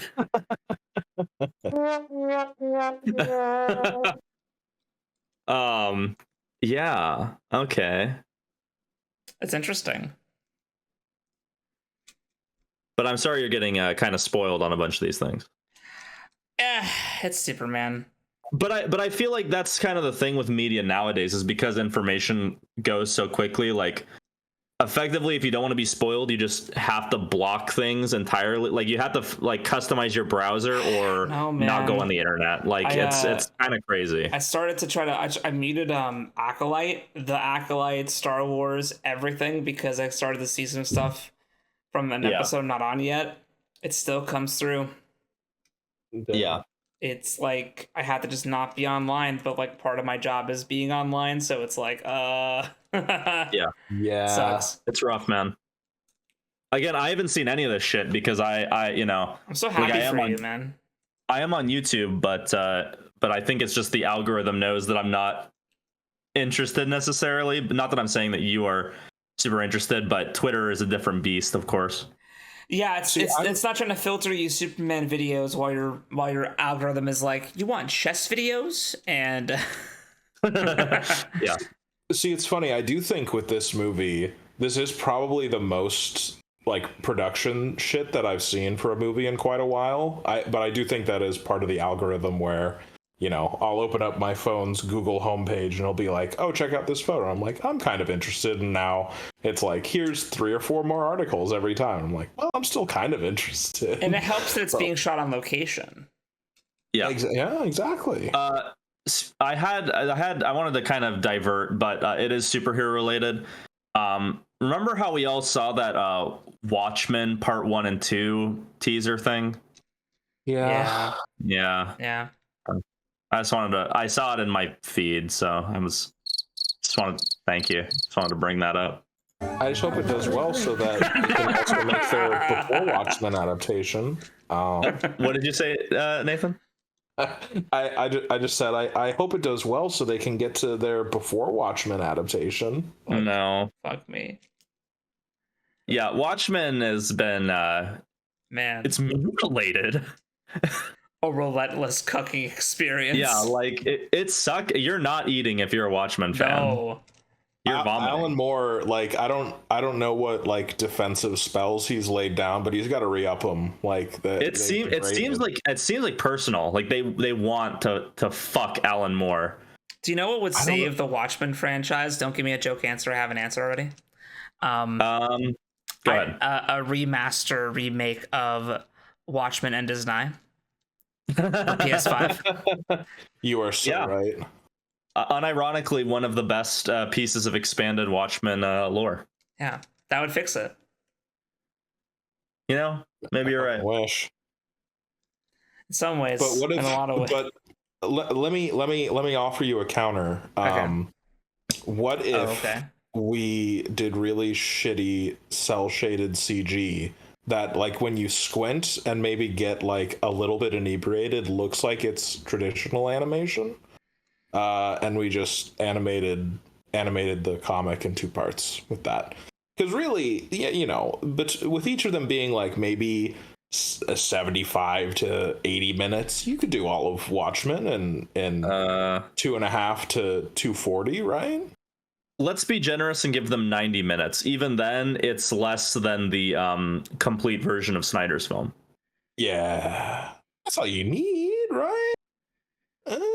No, I'd rather just read the comic. Like, if I'm gonna watch the comic but as bad CG animation, I'd rather just read the comic or even watch the motion comic at that point.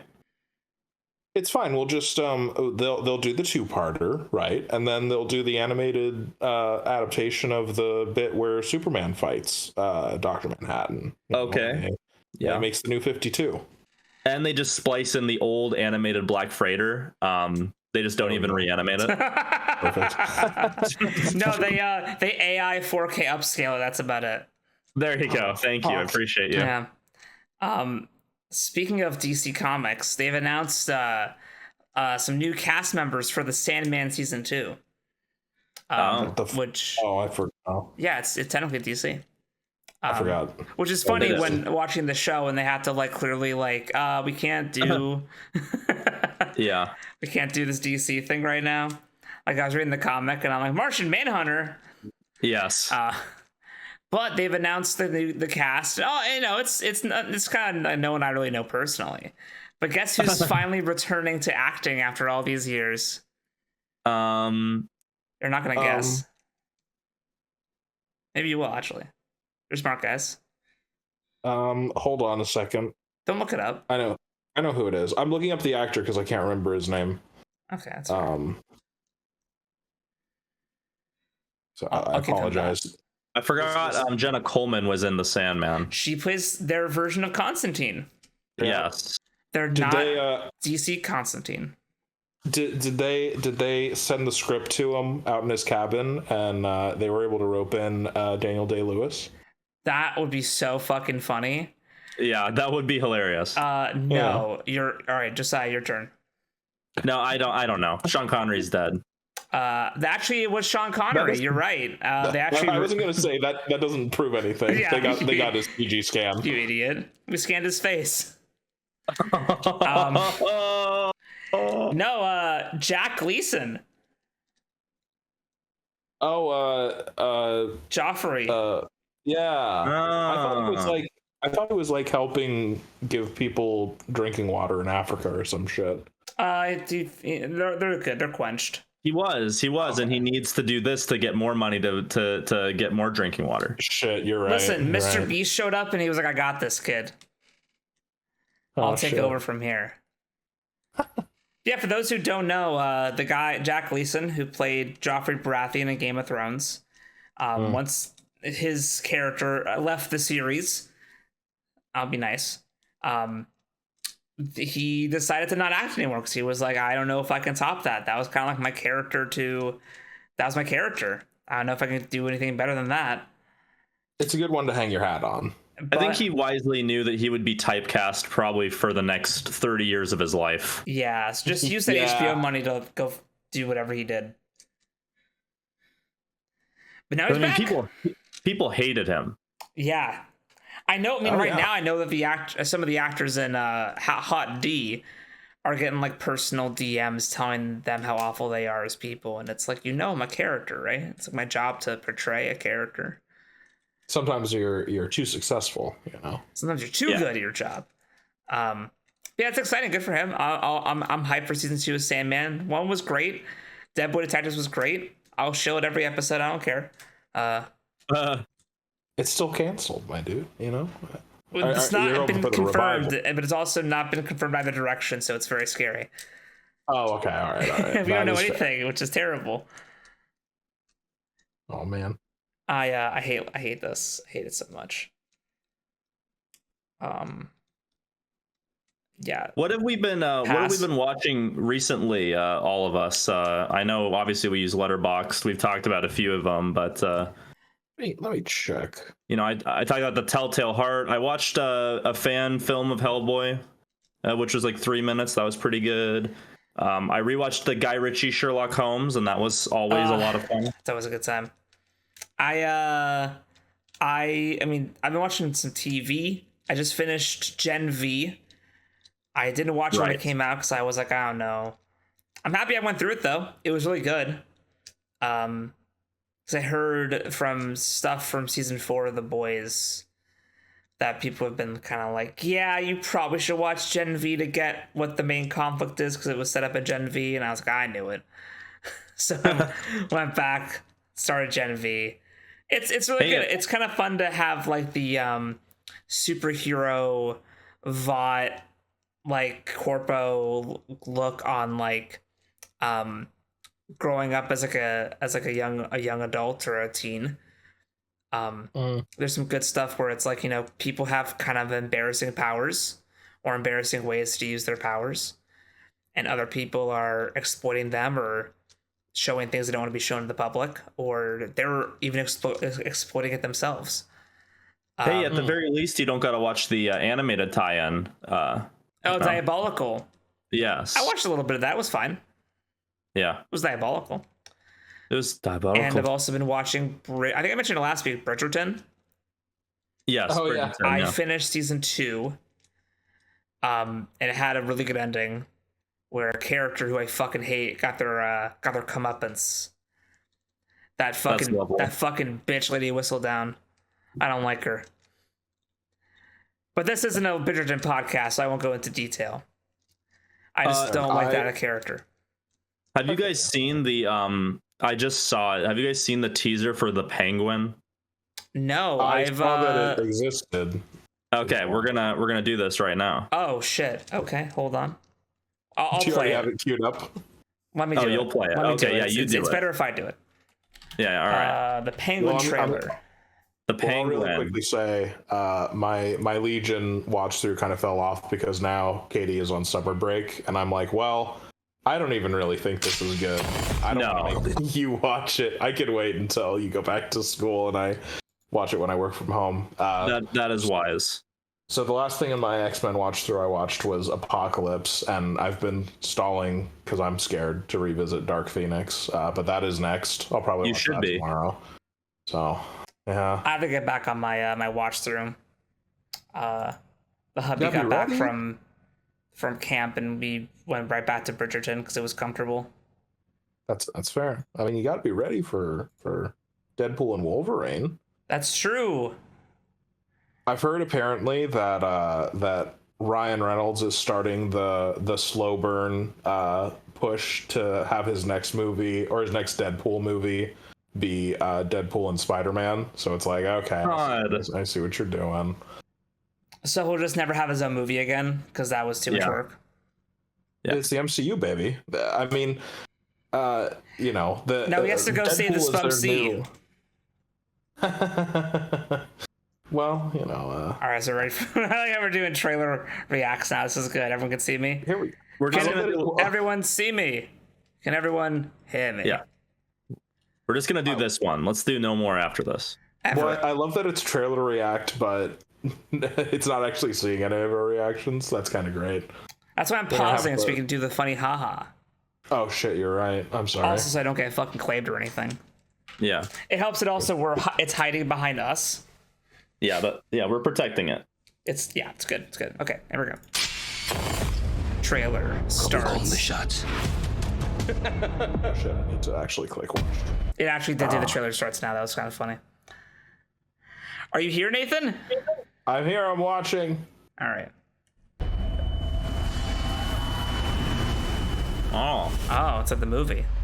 Mm-hmm. We got to reuse the footage. Hey. Look at this. What that madman did. Okay, so it's after the movie. This is good. I thought it was a prequel. Yeah, I didn't know it for a while. You're probably gonna see scenes from before. Probably. That's fair. Oh. It's the next chapter. Gonna tie into the second one. Oh. Listen, Sal. Hey, there we go. My God.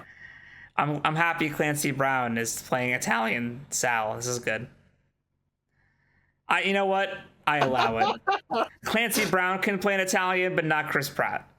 No. Clancy Brown has earned the I card. He's an OG. If Anthony Hopkins can play a Spaniard, then I can accept this. Yeah, he's allowed to. It's okay. Yeah, you get a pass. Yeah, you get a pass. It's because they're actually there. Chris Pratt was in a fucking booth in LA. That's true. Carmine Falcone's dead. And I'm here now. I'll be calling the shots. Oh, look at Gotham, bro. It's fucked. Oh, it looks so good. I want to believe that Matt Reeves greenlit this just because he hates the Gotham TV show. Yeah. My name is Fish Moody, bitch. That's a callback. Oh, God. The olden days. Falcones are still licking their wounds. Falcons equal fascists? Because they're Italian. This really is Italian. They're distracted. The business will be ripe for the take. Oh, wait, hold on. Let me just... We're back. Get We're it? back looking out windows. back.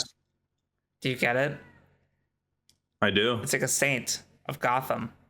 Yeah, it's a halo. He's the savior. Symbolism. I can't wait till Penguin is like the co-main character of Batman 3. Oh, we do I can't wait it. for him to have fucking 20 hours of character development while Robert Pattinson Batman. What are you doing that for? I think it's kind of beautiful. This is what I want from DC and from Marvel is like, give me these this is our run of the Penguin. You know what I mean? There we go. Yeah. This is good shit. My father's been dead a week. You want to take what's mine? Oh, who the fuck is this guy? Yeah. Who is It's It's Alberto Falcone. Shit. He doesn't look like John Turturro. No, not at all. I'm the daughter of the Falcone Don. But he's... Oh, it's the guy from House of Cards and stuff. This guy. And Oh. And? oh, never mind. Go ahead. But he's dead. The family thinks I'm broken. Oh, wait, I know that guy from things. Oh, This that was is the like better- juice. This is like better House of Gucci. Is Lady Gaga getting railed in this one? I was gonna say I don't see anyone getting railed on the table. So, Nicole Kidman isn't watching this, so like, Yeah. do I really care? Though, hey, to be fair, if this ties into Joker Folie à Deux, maybe we will. Oh God. Retcon. Also, this is Juice from Sons of Anarchy. I do need to watch it. My watch through got stopped, but maybe watching the bike riders kind of relit the flame underneath me. I'm not broken. I'm just Italian. I know how it is. You and me, kid. We gotta take Well, whatever at we least they decide didn't is ours. tattoo damage to this forehead.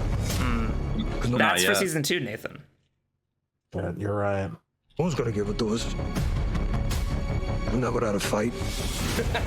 Penguin, you fought for the family. I can't believe they call him Penguin. That's pretty amazing. I am glad. They're just like, hey, Penguin. Hey, name's Penguin. Hey, it's Penguin. It's the Penguin. You will do as you're told. Oh, fuck yeah. This is so hype. I refuse to let these old men push me aside again. So I'm gonna take I from love them The now. Godfather. I love The Godfather, but with just Colin Farrell in a fat suit. And I mean that with positive connotation. No, I know. And I'm gonna force them to their knees. What is it you're really after us? We're gonna tear down the empire from the inside out.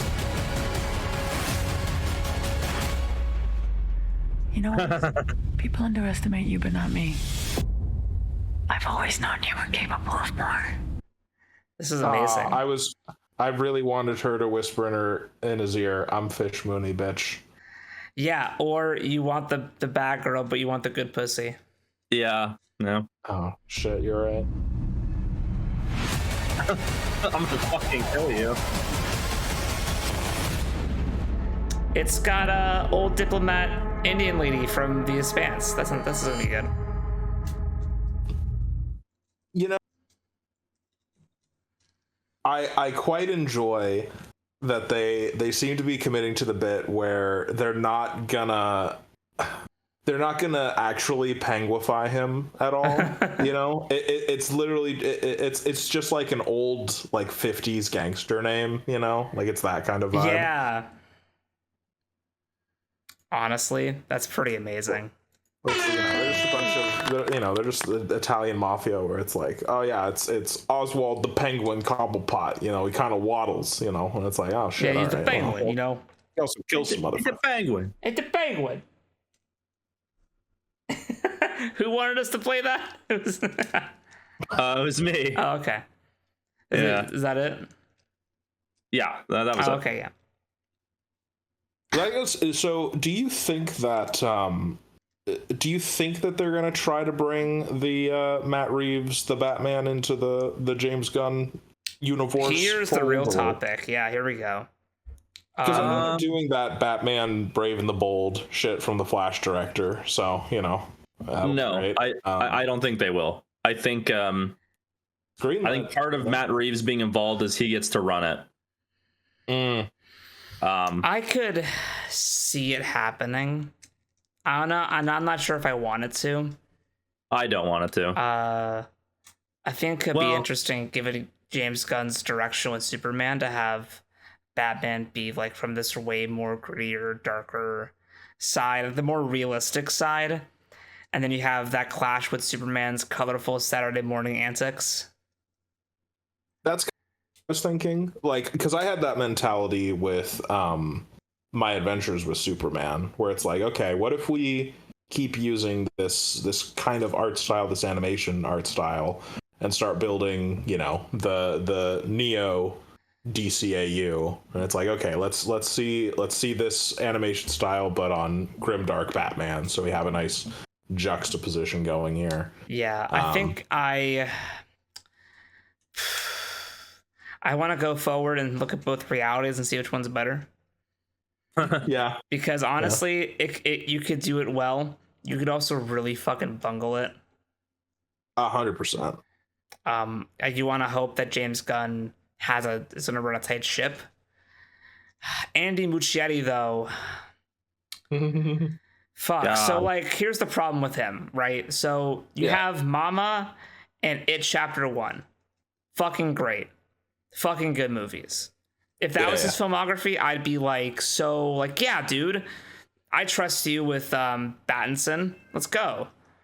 Yeah. But then he made It Chapter 2 and The Flash. Yeah. Which are some of the worst things put to film. They're pretty bad. Yeah. So he's batting at 50%, 2 and 2. In superhero films, the odds decrease for your quality by like 15%. So I want to point out this is what is currently on the docket for the DCU. This is good. Is this the thing I could show visually to the audience? Oh yeah, perfect.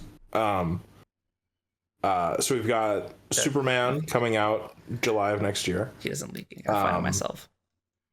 Well, I'm literally just on the wiki. I don't have like their fancy presentation timeline. But then just under a year later, we get the Supergirl film. Yes. Which I don't recognize the names working on it, but hopefully they're Millie good. Alcock, she was really good in season 1 of Hot D. Oh yeah, I just meant like writer director. But yeah, because I think she's in Superman. So. That's a good idea. Yeah, I'll be curious to see. Then we've got The Authority, which doesn't list anyone as in any of those roles. We've got Andy Muschietti's The Brave and the Bold. We've got James Mangold's Swamp Thing. And then we have a Teen Titans film. So, I can't find what you're reading off of. Oh, I'm just on the wiki here. You say you're on the wiki, but there's 17 different articles about DC. Listen, hold on. Let me just I'm putting it in the Shuttlecast. Thank you. I want to give our audience a visual aid, and you're here speaking Gaelic to me. And then they have their television shows. So we got Creature Commandos, which is coming out first. I forgot about that. Peacemaker season 2, Waller show, Lantern show, Paradise Lost, Booster Gold, Arkham series, and a Blue Beetle series. Man, James Mangold Swamp Thing is that's hot. That sounds tantalizing. I heard great things about the Swamp Thing show that got axed. And I love me some James Mangold. I haven't seen anything of his that I haven't liked, but then again, I also haven't seen his Indiana Jones. I don't need to. I have. I liked it. Asterix. Yeah. But I like that this is a conservative.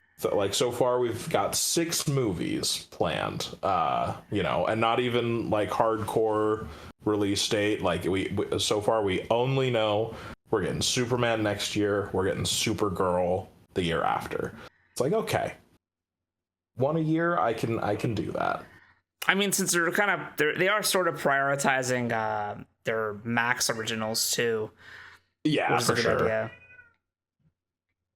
That is because again, hemorrhaging money. Got to get exclusives to Max to get people subscribed.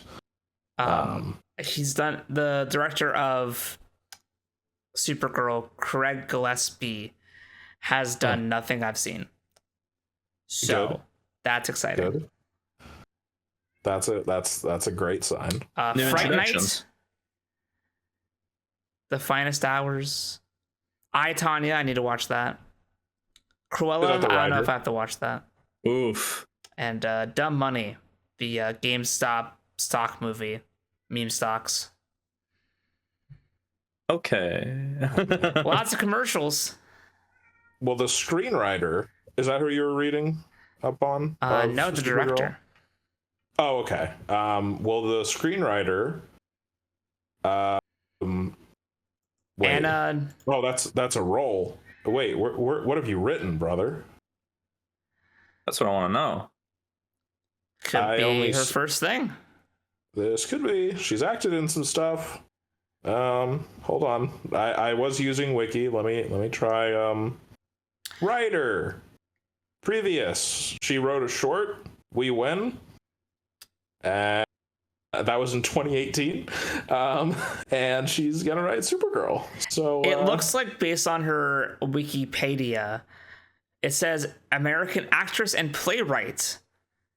Yeah. So maybe she's done stuff on the stage that doesn't readily really get put on wikis unless you're like E. McKellen. Oh yeah, you're right. Yeah, it could be. See, not no. It's also, she's adapting a comic that is written. Yeah. So you're right. There's a chance that if we just follow the comic. I think they are taking a lot of faith in how much of a 1-to-1 adaptation these are. How about I just want it to be good? Okay. All right. And until I see a shitty trailer or set photo, I'm going to keep that. Hey, my role on this podcast is to be the optimist. Yeah, I understand, but mine's to be the pessimist. I know. So you understand. We gotta. So you must understand my position in that this could be good. I actually did go out, and I have not read it yet, but I bought the Woman of Tomorrow comic. Okay. So I'm going to read it at some point and give my remarks on its quality. Maybe you should do that, and we'll tell you how the Crooked Man is. Yeah, precisely. Why can't I read both? Well, no, you can. I'm not saying you can't. I'm just. You can, but we'll pitch them to each other, right? And then we'll decide if we want to read The Woman of Tomorrow, and you'll decide if you want to read The Crooked Man. Okay, fair enough. Go support my local comic shop and buy The Crooked Man. Yeah, we're gonna have a little book club meeting on our I next. like the idea of a book club swap meet thing. Yeah. Where's my notes? I have to add Supergirl now. I'm keeping a list of our topics, so when I make a thumbnail, I'm not like sitting here like racking my brain about what we talked about. That's wise. See if you can find one of the schlubbier photos of Superman to get people riled up. There you go. Yeah, like, okay, let me just type in Superman clickbait. There we go. Do you see that picture of him sitting down and putting on one of his boots? Totally didn't look that good. Yeah, and then a picture of James Gunn crying. There we go. It doesn't do almost as good as the Evil Dead video. There we go. God. Well, we're wrapping up here, but any movies we're looking forward to? I'm looking forward to M. Night Shyamalan's Trap myself. No. Okay, never mind. Not off the top of my head. I know that we're I think aren't we approaching the Crow reboot, which I'm not looking forward to, but I'm probably gonna watch it. I always forget that's happening until I see like a poster or I see like a thing online and I'm like, oh yeah, they're rebooting The Crow. Yeah. Yeah. Okay. August 23rd. That's nice. That's a bit off. I'll be married by then. That'll be Yeah. nice. Also, a weird trailer I saw. I won't play it. I won't do the react for it. I was in theaters and I saw a trailer for Donald Glover's new movie. Right. I saw that in my feed, but I didn't watch it. Yeah, the movie is called Bando Stone and the New World. Okay. And it looks interesting. It's like he plays a rapper. Crazy. And it's like the end of the world, crazy. But whatever it is that's the threat is visually very intriguing. And it's like a weird, like a digital type thing where like it's like the leading parts of like the world. You kind of have to see it to like be like understand what I'm talking about. This is going to be Donald Glover's Sorry to Bother You. I don't I was think gonna so. say this is going to be the cinematic finale to Atlanta. That might be it. You always know who's a real one if they say, "Oh yeah, Donald Glover from Community," and it's like, no. No. No. It's Derek comedy, but all right. And then Josiah, you might like this. They're gonna start filming Henry Cavill's Highlander in January. I heard, yeah. We gotta hurry up. Yeah, fucking hurry up, bro. I got to get to it. We got to get to it. Well, I suppose it could. The Henry Cavill movie could maybe increase the desire for Highlander catharsis, but we'll have to see. Yeah. Even if it's kind of simultaneous, maybe gonna take him like maybe a year to film it. So And then there's post production. Yeah. And you guys know about the Hunt for Gollum movie, right? We talked about it a bit, maybe. Yeah. So did you hear Ian McKellen's words about the movie and whether he'll reprise his role?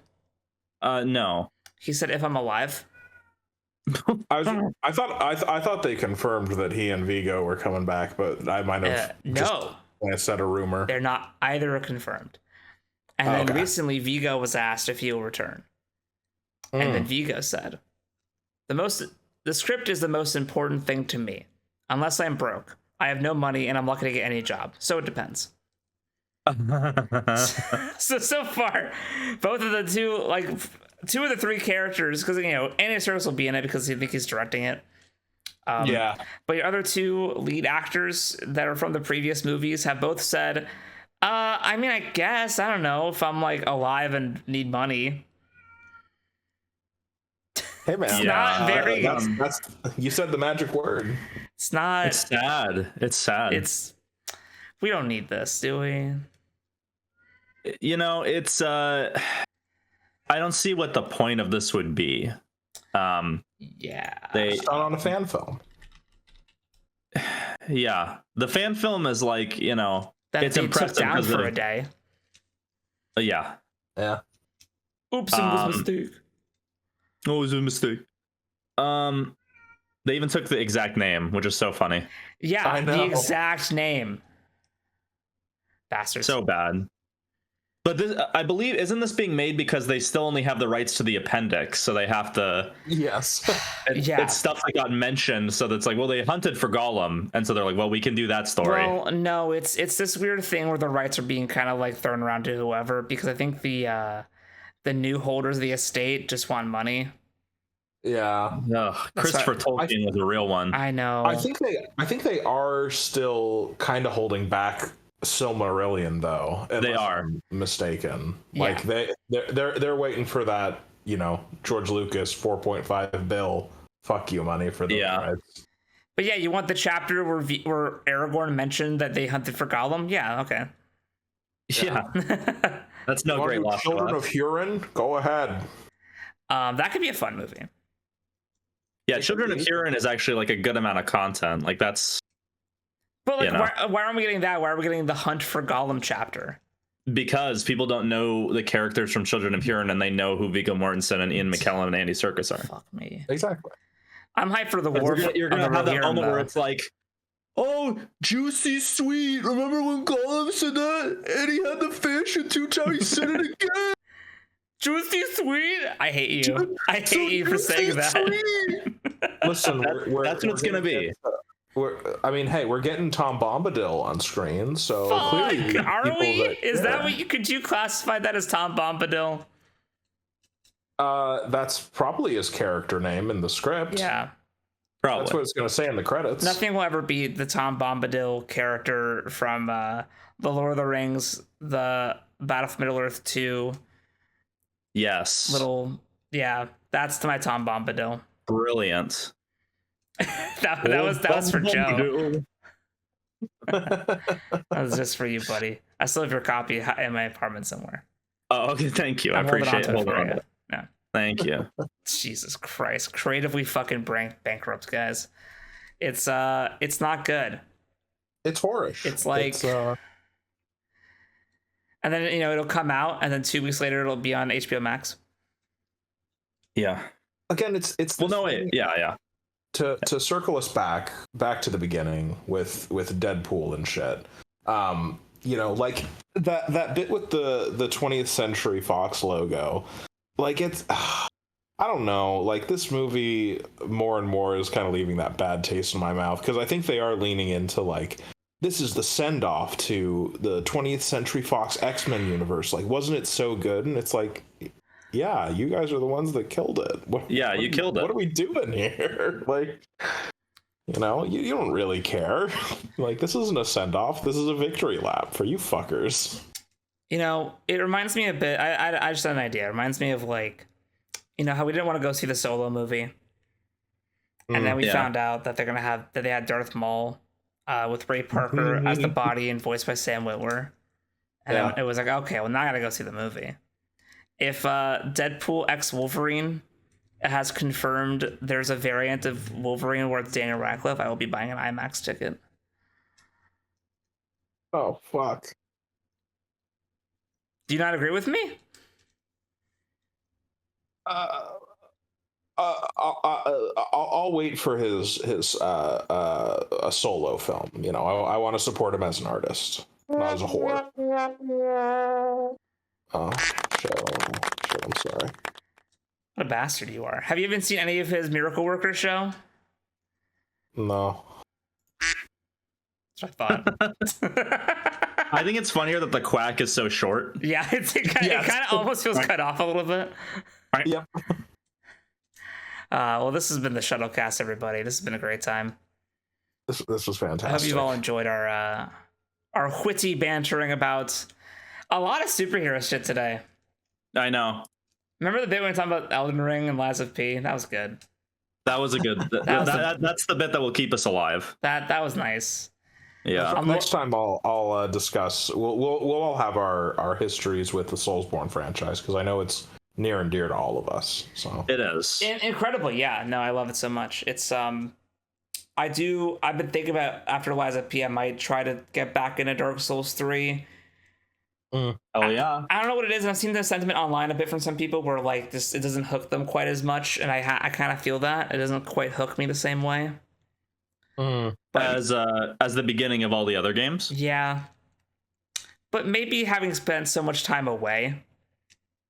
See, Dark Souls 3. When's the last time I played it?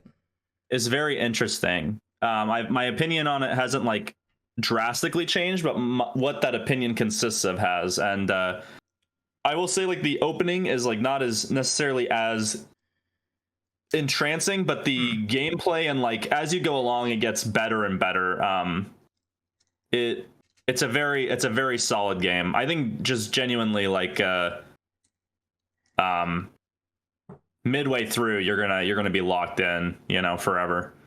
Last time I played it was 4 years ago, so maybe some time away has made the heart grow fonder. We'll see. It's great. It's great. Yeah.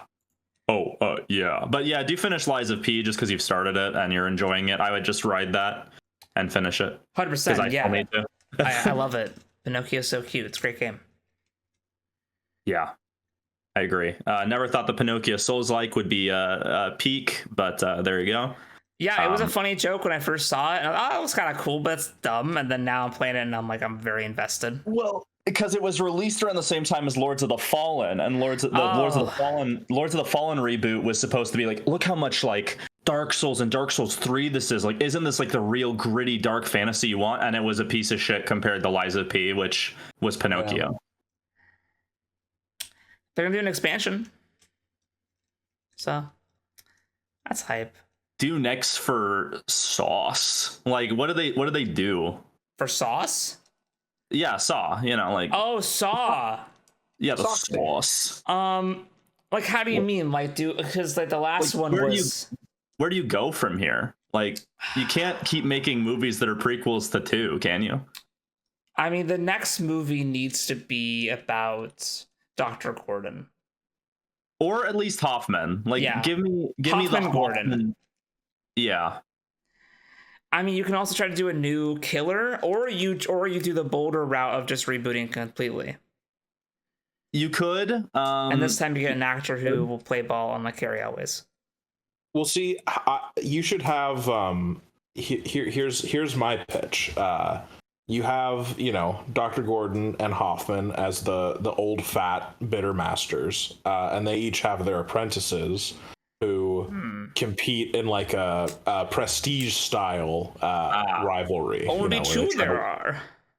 Yeah, it's like who really gets to inherit the legacy. It's like, Saw Legacy. Yeah. I mean, I think Saw Legacy is what they were gonna call Jigsauce for a while. Well, thank God they didn't. Yes, thank God they didn't. Sal, you still have to rewatch or have to watch that what is watch it? Through is halted, 5, 6, and my friend. 5, 6, and 7 is what you have left. I think 4 had the weird scene that made me go. Which weird the bit where he I don't know, it's like all the gratuitous rape imagery. Oh yeah. That was a bit. Yeah. That was a bit. I mean, you look at my ranking, and Saw 4 is the bottom barrel of the main series. But I'd say here's what I had an idea for a Saw series. You would remake Saw in the vein of Hannibal and have like a prestige television show. Ooh. And the twist would be the Hoffman is secretly the whatever, and you probably couldn't do a 1-for-1. Maybe you could because it's been like a decade or so, and maybe like a newer audience wouldn't know because those are old gross movies and we didn't watch those. But yeah, sorry, I'm playing with my fidget toy. I think it's a risk. But because clearly the fans, and this is the thing about horror fans, that you have to at some point just say fuck them. But this obsession with needing gore is not, shouldn't be your focus. That should be 0.4 of what you hit. Yeah, because for me, Saw is not about the gore. It's about the characters. No. Yeah.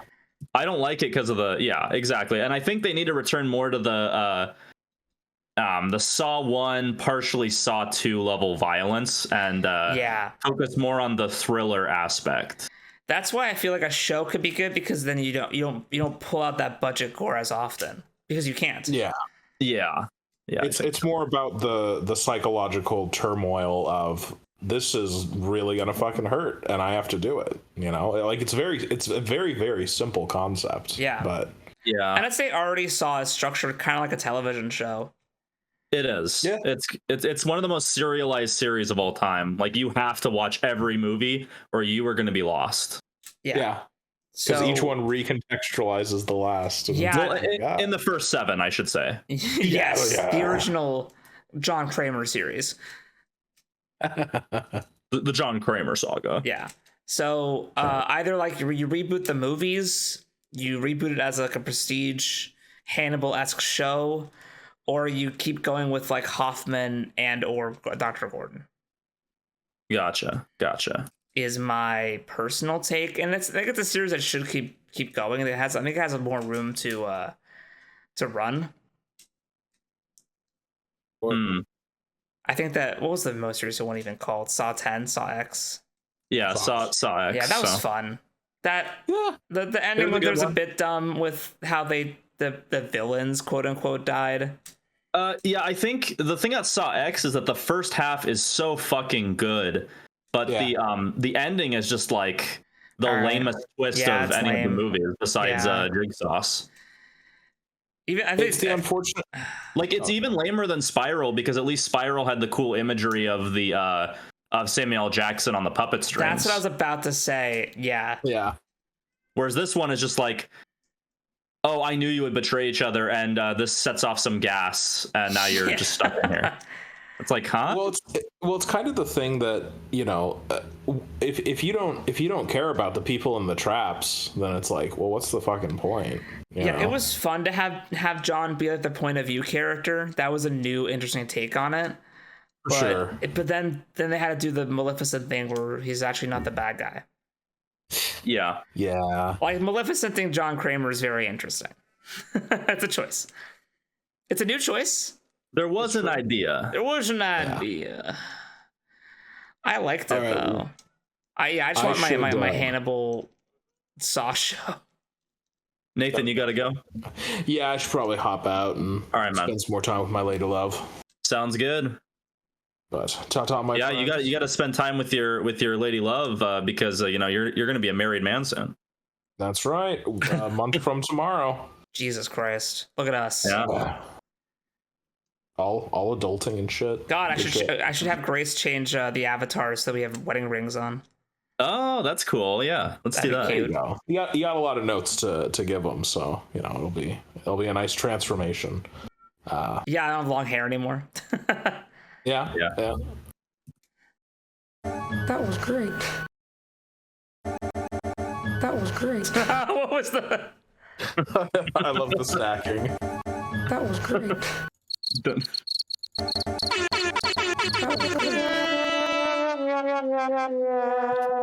Wait, this might be cursed, but Not quite my tempo. Not quite my tempo. They're fucking Mars bars.